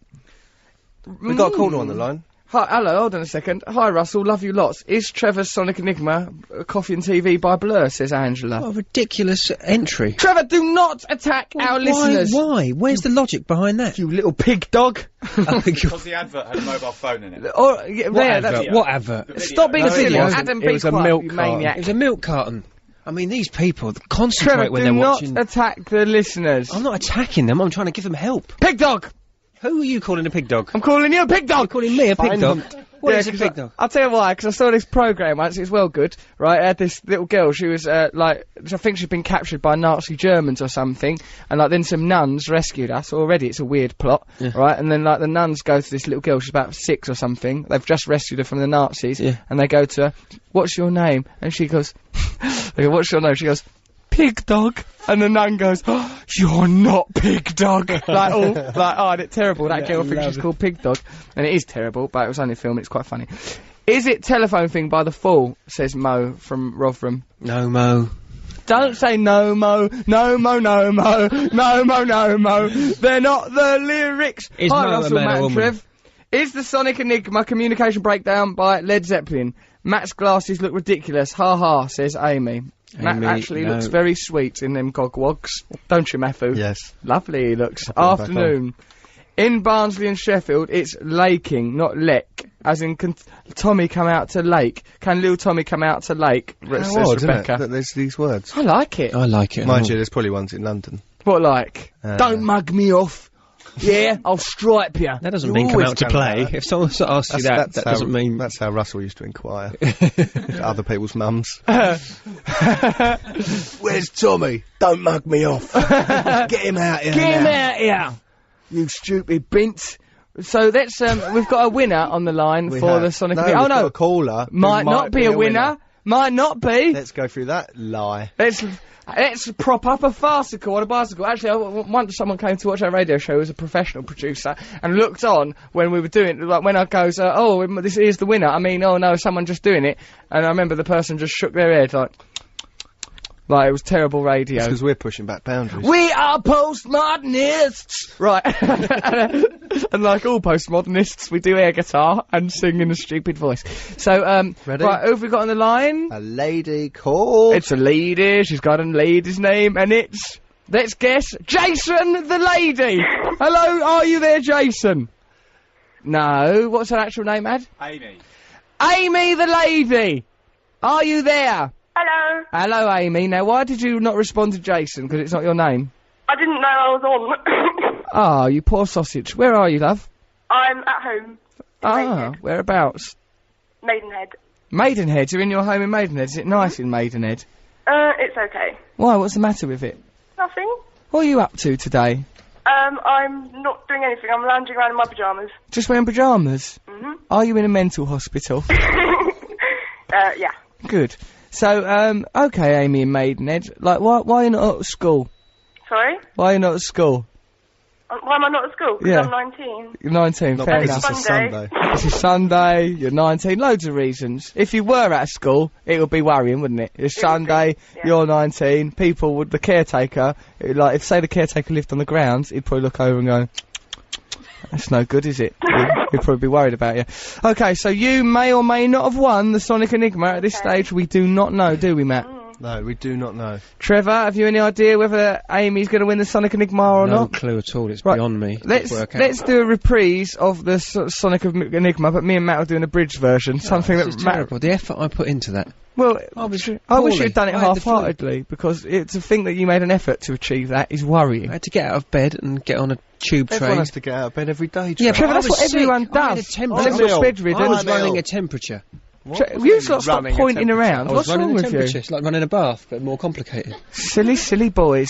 Now then, right, so let's do an abridged version of it. I'll be the doctor. Alright. Hello, Russell, come in. I've got some terrible news for you. It's Cooper, he's dead. He fell into a glass of water. Oh, thanks. Right, now that's what it could have been like. Alright, Trev? Instead of that endless cacophony and caterwauling. I had to do both voices. I had to run around one side of the microphone. Yeah, well, you did sound like you were actually running about. Well, I was, wasn't I? Couldn't that have been edited? Let's get to the... Alright. Amy, will you tell us an answer? What do you think that Sonic Enigma is? Cell Phone's Dead by Beck. Trevor, is that the correct answer? That is it! You won! Yeah! For her! Well done, well done. We are very, very impressed and proud of you. Your prize is, of course, to come to the studio in London, where you will be treated like a skivvy by Matt and Trev, who make constant demands like a pair of little child emperors, much like that lad in Indiana Jones and the Temple of Doom, who goes, "This will never happen in my kingdom again," and then he's all brassed off that Mola Ram tries to pull his heart out. That is sort of the experience you will be having. Are you looking forward to it? I can't wait. Who are you going to bring with you? My sister and her friend. Do you have first aid training? First aid training? No, we don't. Can you bring us some food, please? I'll bring us a variety of snacks. I think she's looking in a cupboard. Is she looking in the cupboard? It's not a harvest festival. Don't bring a tin of marrow. Or corned beef. Right? Me and Matt's not eating wheat, and Trevor will only eat things that have been found in a graveyard. So bear that in mind. Amy, you've done ever so well. You've managed to crack the code of Trevor's Sonic Enigma, and for that we salute you and offer you genuine, actual love. Do you feel it? My Amy? phone's completely cracking off. I can't hear you at all now. Get rid of her. Amy, you are unreliable radio and you must go. We will see you next week. Take care, darling. Bye, love you, bye. Right, there goes Her Amy. Cooper was stepping in there. What? Her Cooper. Her Cooper was Her phone protecting was her. breaking up, going, this is nonsense. Nonsense. This riffle. Yeah, she's got her own little Shambolic. Cooper. Her Cooper was protecting her. You're protected by your Cooper, love. Thank your lucky stars you've got that Cooper. Right, so actually you won the competition last week, Gemma. How did you do it and what was the contest? Come right into the mic, love. Get into the mic. As we say in hip-hop. The contest was... Yeah. Well, the song was The Libertines, Can't Stand Me Now. Oh, yeah. But I only got it with yours and Matt's clue. Right, because Trevor's one... Because it was bizarre. Yeah, what Trevor was one's going all on like, oh, about. stand me up, spit on my legs. Yeah. It said things like that, Spit didn't on it? my legs had nothing to do with anything. Nothing to do with anything, you I'll give up. freak. Weird. You poor, desperate young man. Morning, chaps. I once advertised a pile of concrete rubble as free hardcore in my local paper. A student turned up at my door expecting porn. Good, well done. Cut a 1-inch hole in the top of a marrow, scoop out the seeds, fill with sugar, leave for 2 weeks, then drink your face off. I like that we're getting tips. That's nice, isn't it? Send us more tips. What? Hang on. So the sugar ferments in the marrow. Evidently. You get marrow wine. Marrow, you get marrow Trevor wine. as If if he knows. Yeah, you get marrow wine. Trevor said that as if he's so bored Drank of a marrow lot of it in wine. the 60s, yeah. We drank a lot of marrow wine when we were in our band, Hot to Trot, or whatever it was called. What was your band called? The Foxtrot? Freaky Jowett. It wasn't Jowett. Bunch Named of after my twerps. dad's cars. Named after your dad's cars? Yeah, my dad's cars are called Jowetts. You're a funny young man, aren't you? Silly man. Bill Locke's cars are called Jowetts. Yeah. What? Cars that his feet come out the bottom of and he runs along. Like Fred Flintstone. Yabba dabba doo. Jowett is a make of car that was built in Idle. Trevor, I don't want to hear any more of your rubbish. Every I really word's don't. boring. It's Every not. single word. Every that's come single out. word on its own would bore Sick people of to me. death. Right, okay, let's, why don't we listen to a record, and then, we'll call Noel I Gallagher suppose, up. have we got that? We'll listen to Paul Weller, and we'll dedicate it to Paul Weller and the whole Weller family. All Wellers. I really like this song. It's good. It's a cover. Was it Early Morning Rain? Yeah. Ah. Is that off that covers album you was telling me about the other day? Yeah, yeah. Oh, we'll have a listen! This is sycophantic. Oh, we love I mean, Paul really. Weller. Oi, we're not Just sycophantic. because he's listening. Shut up, Katie because we're mates Mellower. with Paul Weller and he hates you. Katie Mellower that you keep. Yeah, we've got to have Katie Mello in the studio next week because of your obsessive nature. I like Katie Mellower, probably. I don't know. We'll develop I like opinions Paul over Weller. the It's coming just week. that I don't, go on and on Stop about... attacking Paul I'm Weller! not attacking him. How are you going to feel on the 2nd of November if he turns up at our gig helping us raise money for poor junkies, which you will probably soon become the way you're drinking marrow wine, you poor obsessive pig.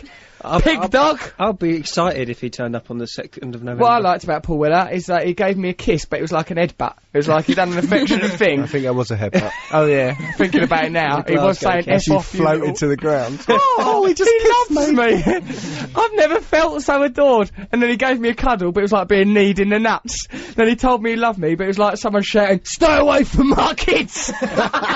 Alright, let's listen to Paul Weller right now. Matthew, take a good look at these, because it's the last you'll see of them, Why are you boys. Let me always tell doing you. that? I like it. Is that from a film or something? Yeah, it's off Arrested Development.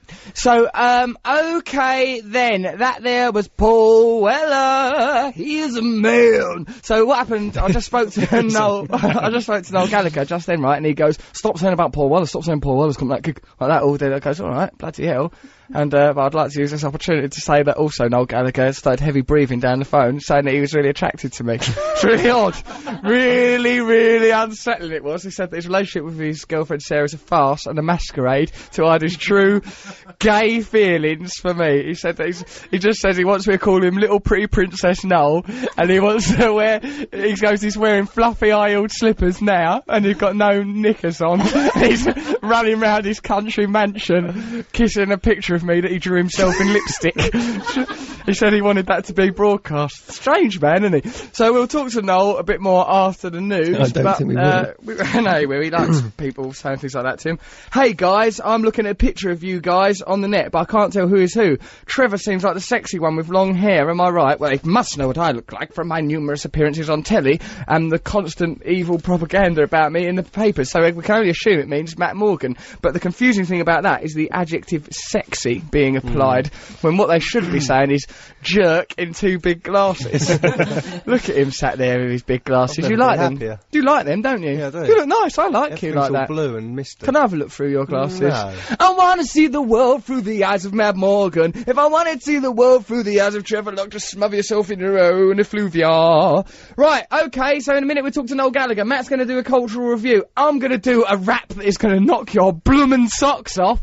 And, what else will happen? Other things The might news happen. now. There's right. I just can't tell. When we're in here, cooped up in Leicestershire, we don't know what's going on in the world. That's why there's a little show we like to call the news, rounds things up, tells us what's going on. Obviously, it does it for a slightly biased slant to keep us all docile and manipulated so we never overthrow the government, which one day we will have to do. Trev, what are you going to We'll say? just do a little game. I reckon the news will be exactly the same as it was an hour ago and 2 hours ago. It never changes. No, because they do it live. The people that do the news will be listening to us now. Wouldn't it be good if one day you could hear a note of irritation in their voice because they get annoyed with the way we throw to them? But it's the same Every news. week. It doesn't change. It'd be good if they dropped one random word in. Say one random word If they for were us really news people. brave and they just said Go on. chicken. Just go chicken.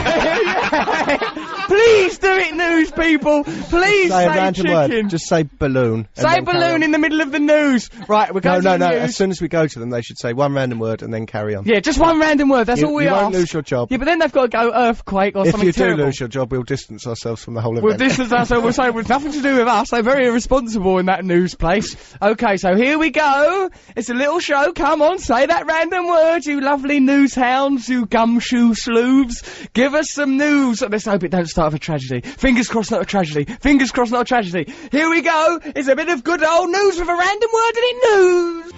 Paddington's £52. It's nice to hear 'em. Guess who's on the telephone? Why, it's Noel, our mate of the show, out of Oasis. You alright, Noel? Yeah. How are you? Why do you sound so aggressive for? Because you've just been taking a mickey, haven't you? Only in the most affectionate way imaginable. Well, don't be affectionate. Well, you like a bit of affectionate. You're an affectionate fella. Did you not like the image of you romping round your mansion in nice high-heeled slippers? It was the slippers that got me goat, really. The rest of it's pretty spot on as it goes. There's a pretty accurate image of your domestic life. Well, particularly a Sunday. Particularly of a Sunday. Why not? It helps you to unwind. You're right. You're in a good mood. What are you doing? What are we doing? Sarah's reading the papers. Yeah. I'm doing my obligatory adding charisma to your show. And not doing out. What not you're doing anything today. You add surly Mancunian attitude to our show. Charisma, you can't move for charisma in this studio. Yeah, I beg to differ. I've been in the studio. It was charisma less the last time I was in. It is a sparkle. I mean, admittedly, Trevor hoovers up a lot of charisma. His presence there is a charisma black hole. No, one Matt will got argue any that. charisma there, really, to be honest. Are you coming down, so you're coming down to our show? We're back in London next week. You're coming down, aren't you? I've got to get rid of these Rolls Royces, innit? Yeah, come down and give us those Rolls Royces. It's a high time. Oh, listen, while I'm at it, can you put us on the guest list +4 for tomorrow? Yes, +5. please. +5. Who are you bringing? I'm bringing some of the girls from the office. Girls from the office? Not the sitcom. You know, by management. Yeah. From our office. Because they want to come and see what all the fuss is about. Good, yeah, it's good. I don't plan they'll stay long. Oi, now! That's very, very unfair. It's going to be the journey of a lifetime for those young people. They'll have a wonderful evening. I'm glad you're coming. I wonder if you might sit quite near the front. I wonder if the bit of attention might get drawn to you. I wonder if someone might wander off the stage and take an opportunity to have a little swipe at Britain's favourite curmudgeon. What about that, then? I warn you now. Right? I'm going to be drinking. Right? Oh, no. And I'm on antibiotics. Oh, Christ. Right? Yeah. They're very hallucinogenic. Yeah. Yeah, I could lash out. You might lash out? Yeah. Do you know what, Noel? I think that all you need is a lovely little cuddle. What you need is a nice camp fella from Essex all over you, all wearing makeup, perhaps showing you my manly chest, my heaving bosom. Oh, God. Shoving that in your boat. No, anyway, I'm going to be up in the balcony, so there'll be no... I'll clamber up there, mate. Nothing will keep me away from you're you. on Bono? Once my blood's up. Yeah. Well, you can heckle if you like. I can heckle back, I guess. Yeah, I think it'll work quite well. It might be quite nice. I'm not going down to be part of the gig, though, right? I'm going down to see you and saying to the girls in the office, going, he's not that funny, is he? Do you know what I mean? Come on. Behind that little mask of cynicism, I sense great warmth, and possibly that you're interfering in yourself, even during this conversation. I can tell from the rhythm of your breathing that you're strumming more than a guitar today, Mr. Gallagher. It's funny you to say that, because I'm actually, I'm caressing my ankle bone. What's up with it? I have a strange nipple on there that lactates every time I do it. You beautiful man. You beautiful lactating. Anyway, so what actually do you want? What now? Just for a bit of a chat, really. Missed you a little bit. Are you in the papers again? Is that what it is? Is that, you know, you before to big yourself up because you've been in the papers again? Yep, pretty big news these Forming days. goblins with laser beams. I won an award off of Loaded magazine. My manager said I should never have gone to it. He said that it's not the sort of environment I should go to, and I got. What did you win it for? Most deluded comedian or something? Most deluded, self-involved twerp. They've finally been recognised for it. No, funniest man on TV, beating off competition from the likes of Jeremy Clarkson and Noel Edmonds. So Noel Edmonds isn't funny. Jeremy Clarkson's funny, but Noel Edmonds is not funny. Yeah. Is he? He's not funny now, is he? I don't know, it's quite funny that time when he laughed at a photograph of one of the contestants on that Deal or No Deal, brought a photograph in of her with her little brother, and she goes, "Oh, why are you laughing, Noel?" Showed the photograph of her and her brother, and he goes, "Why are you laughing at me, Noel?" She goes, "I'm not laughing at you, I'm laughing at that little character there." And she goes, "Yes, that's my brother, he's mentally handicapped." and he goes, "Oh, what a lovely expression, what a lovely little fella." He really tries to turn it around, doesn't he, Matt? It's right funny. Hilarious. Oh, well, he should have won it then. Yeah, so, no, don't take away my bloody award, I still deserve it. He was robbed. He was not robbed. Ballbag Stinkle. They don't get much funnier than that. That's the way to make 'em laugh. Bums on seats, Noel. That's what I think about. So anyway, it's fast approaching the time for us to do that gig at Coco on the 2nd of November to raise money for Focus 12, the charity that, among other things, has put me back on the road to righteousness. I don't really go on about it, but they cleared me of drugs and made me into the man I am today. Sabin are doing it, aren't they, now? Yeah, yes, definitely Serge is doing They're it. doing acoustic. Yeah, I think, yeah. I got a message off the other day saying him and Tom were definitely doing it. Really? Oh, that's really good then. Now, why don't you ask Paul Weller to turn up? Well, I have asked him. I asked him when I went out the other night, but he was quite non-committal, do you know what I mean? Non-committal? Well, I might do it, don't know, I don't feel like it. Well, sort of like that? Yeah, it was like, you know, I don't know much, you know what I mean? Don't know. Well, it'd be nice if he did do it. Lean on him a little bit. Why don't you... No, you don't lean on Paul Weller. You don't lean on Paul Weller. He's not a man you lean on. He could lash out. He do, and very regularly.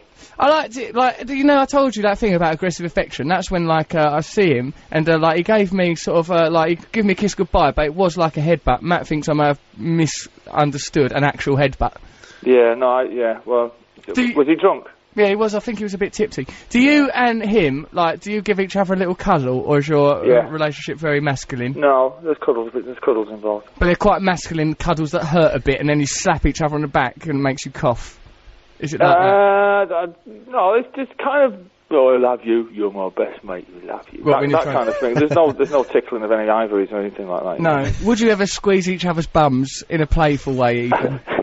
He used to go to that kind of thing in the Style Council, didn't he, man? When he had a flick and all that. You know, stoking each other's earlobes and all that in the mix of it. But see? So he's I'll tell you what, though. Why don't you pinch his bum if he comes to the gig at Coco? I'll give you 500 quid. 500 quid to pinch Paul Weller's bum? I'll do it. He'll smack me in the mouth, will he?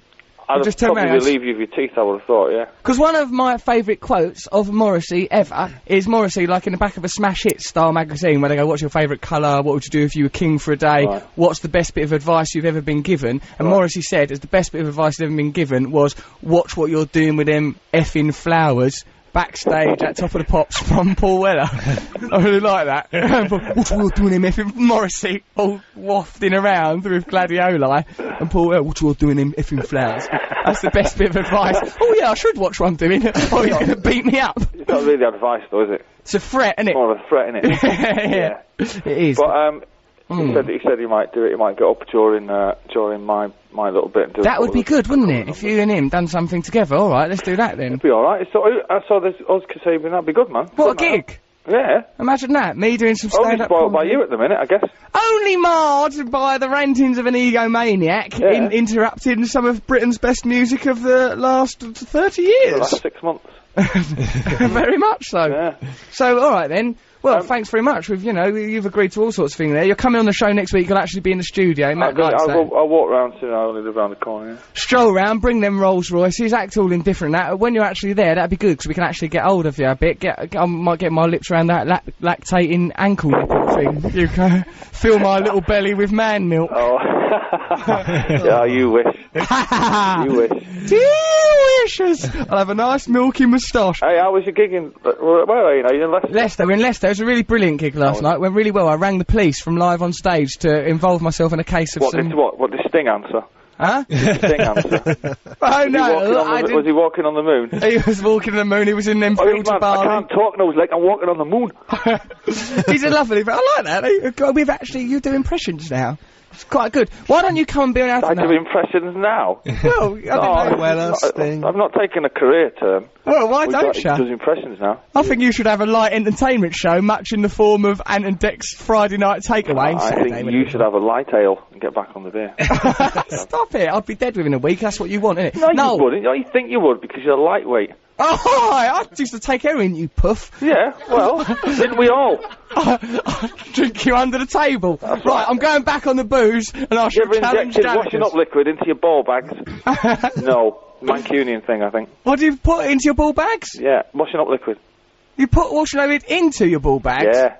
Inject it. Yeah. Nice Inject one. It, yeah, man. Alright, well, I'll give it a whirl. For balls that do dishes can be soft as your face with mild green fairy dick quid, maybe. I don't know. So, no, Matt's got to do his cultural review now, so you simply have to get off the telephone, because he really? can't... Hang on a minute, you call me up, yeah, and then tell me I have to get off the telephone. That's pretty much that's the way we roll, baby. Yeah, yeah. We rings you up, then we put you down, buttercup. Studio? Huh? Have you got guests in the studio? Loads of people. We've got loads of people in here. There's like, yeah, loads, but, sort of guests, friends of the show type guests. We've got teenagers that have set up the Church of Russell Brand to worship me. Have you got worshippers? What are they like? Got acne?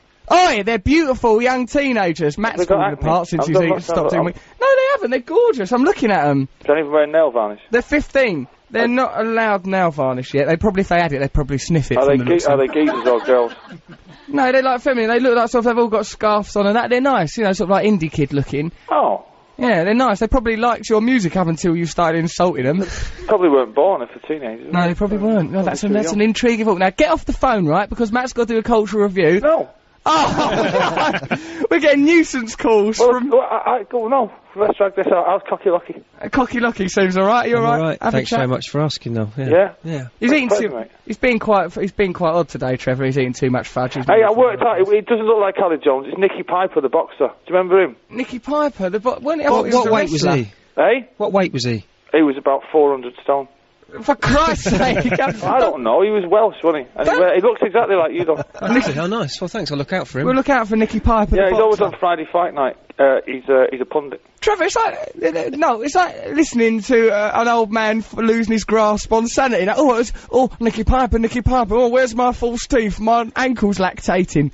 You are a much-loved icon of British music. Right. To witness your slow decline on air is heartbreaking for some of these teenagers. Right. Well, you can balance that out by thinking that I'm actually looking at a massive swimming pool in my back garden. Get on that. God bless you and your incredible wealth. Matt, you're going to now listen. Yeah. Now I'm going. Oh, it's about control, isn't it? I'm off. Big alpha male. What do you think of that? I'm going to put the phone down now. You big, sexy, swaggering northern pig. +5 tomorrow. Right, +5 tomorrow. Yeah. Right, see you tomorrow night then. Thank you very much for your contribution. I'll send you actual... Bye-bye, Noel. See you later, Trev. See you tomorrow. Bye. See you. Bye. Oh, he's a control freak, that fella. Now it's time for a little item on the show we like to call Matt Morgan's Cultural Review. Yeah, alright, yeah. Matt was the first to start applauding there. I shouldn't have to lead the applause. Applauding his own cultural review. What have you decided to culturally review this week, Matthew? This week I will be culturally reviewing the magazine Pick Me Up. Pick Me Up. Well, tell me, what kind of magazine is the magazine Pick Me Up? It's a magazine for women. Yeah. Sort of a bit like Chat, Take a Break, one of those sort of things. Yeah. It's full of, like, this is off the front cover. Yeah. I pushed my twins back in my womb. Why would you ever do that? Once brilliant, twins are this. born, you've got to go with it. If you're looking for a laugh, you should buy one of these magazines. Right, hold on a minute. I want to know why that person pushed twins back in their womb. Well, I haven't even Is got it to someone that with yet. soft R's and they just pushed them back into a room? Possibly, yeah. No, it's not. Someone pushed them right back into their womb. Okay, what shall I go through the particularly caught your eye? There's a page, there's a thing here called Could You Love Me, where pets, right? Yeah. So there's a picture of a pet and then a little thing, and if you want to adopt that pet, you can get it. But they're sexual. Well, they've sexualised pets. Listen to this. Yeah, you'll like this, Andy is a rabbit. Andy the rabbit called Andy. Yeah, listen. Fancy chasing me round your garden? I'm only joking. All I need in life is a caring companion. Please visit da-da-da. If you want Andy... I want him. They're all sexual. They've turned me on now. I'm all jackled up. Franco's a dog. Give the number out. I'm looking for some tender loving care, but I've got plenty of love to give in return. How could you resist? So they're It's not sexual, that is love. Hold on, chase me round your garden. That's fine. I'm only 8 weeks old. I'm in need of a very special friend. Oh, because I'm blind. That's Radar the puppy there. Radar the puppy. That's how Give he the gets number. around Let's to see how we Radar, can get them. Well, they're all different. If you want Radar the blind puppy. I do. 01269 843 084. I want Andy the rabbit. Let's ring up. Andy the rabbit, you have to visit ScottishSPSA.org. He's online, Andy. You can only very get him on your futuristic. computer. Go and look for Andy. Someone get us him. Honestly, and bring these him to the magazines are studio. funny. Listen to what's in next week's issue. What will be? On the Run with My Son's Kidney. Right. Is it attached to the sun? No. No. They've just got a son's kidney out. Yeah, she's nicked it. No. Listen, I couldn't stop growing till a tumour slithered down my nose. What? That's just abstract. It's like a poem. Grandad became an arsonist. For me! Honestly, it's amazing. these? But the funniest thing is this bloke, who's one of these, like, real-life stories, his wife was having an affair because he was always doing charity events, right? And so she got bored and had an affair. But it's so funny, What's right? the problem? Like, it's part, like, they've had the affair, he's explained it all right, and then at the end... She's having an affair. Whose perspective, the article from? Lloyd, who's the man. He's the man. He was doing too much charity work. His wife done an affair. Yeah. And he reckons he's some sort of celebrity because he ran the London Marathon in a deep-sea diving suit. Do we remember him? I don't know. We don't. I do remember that, actually. Do you? Well, Yeah. things have gone from bad to worse for him. It says No! he goes, Not Lloyd's a deep-sea diver runner. Well, his wife agreed to give things another go, but he wouldn't give up charity work, right? He says, it's part of me, madcap stunts, blah, blah, blah. And then the funniest thing, though, he goes here, I completed the world's first underwater marathon walking along the bottom of Loch Ness in my diving suit, right? Yeah, that's fair enough. Then, the following year, right, he took his family with him on these things to try and hold his family together. They holidayed in Sydney as I cycled 2,700 miles across Australia on a penny farthing dressed as Sherlock Holmes. He goes, I love you, I told Carol, constantly on the phone. I love you too, she always replied, but with a little less enthusiasm than me. Deep down, I knew that she was lying to me. But he's peddling across Australia. as Carol, Sherlock Holmes. I love you. And Watson, get me some more opium. And then it goes, so you see, when I walked this year's London Marathon dressed in a suit of armour and hauling a dragon behind me, there was heartache behind my smile. It's really funny.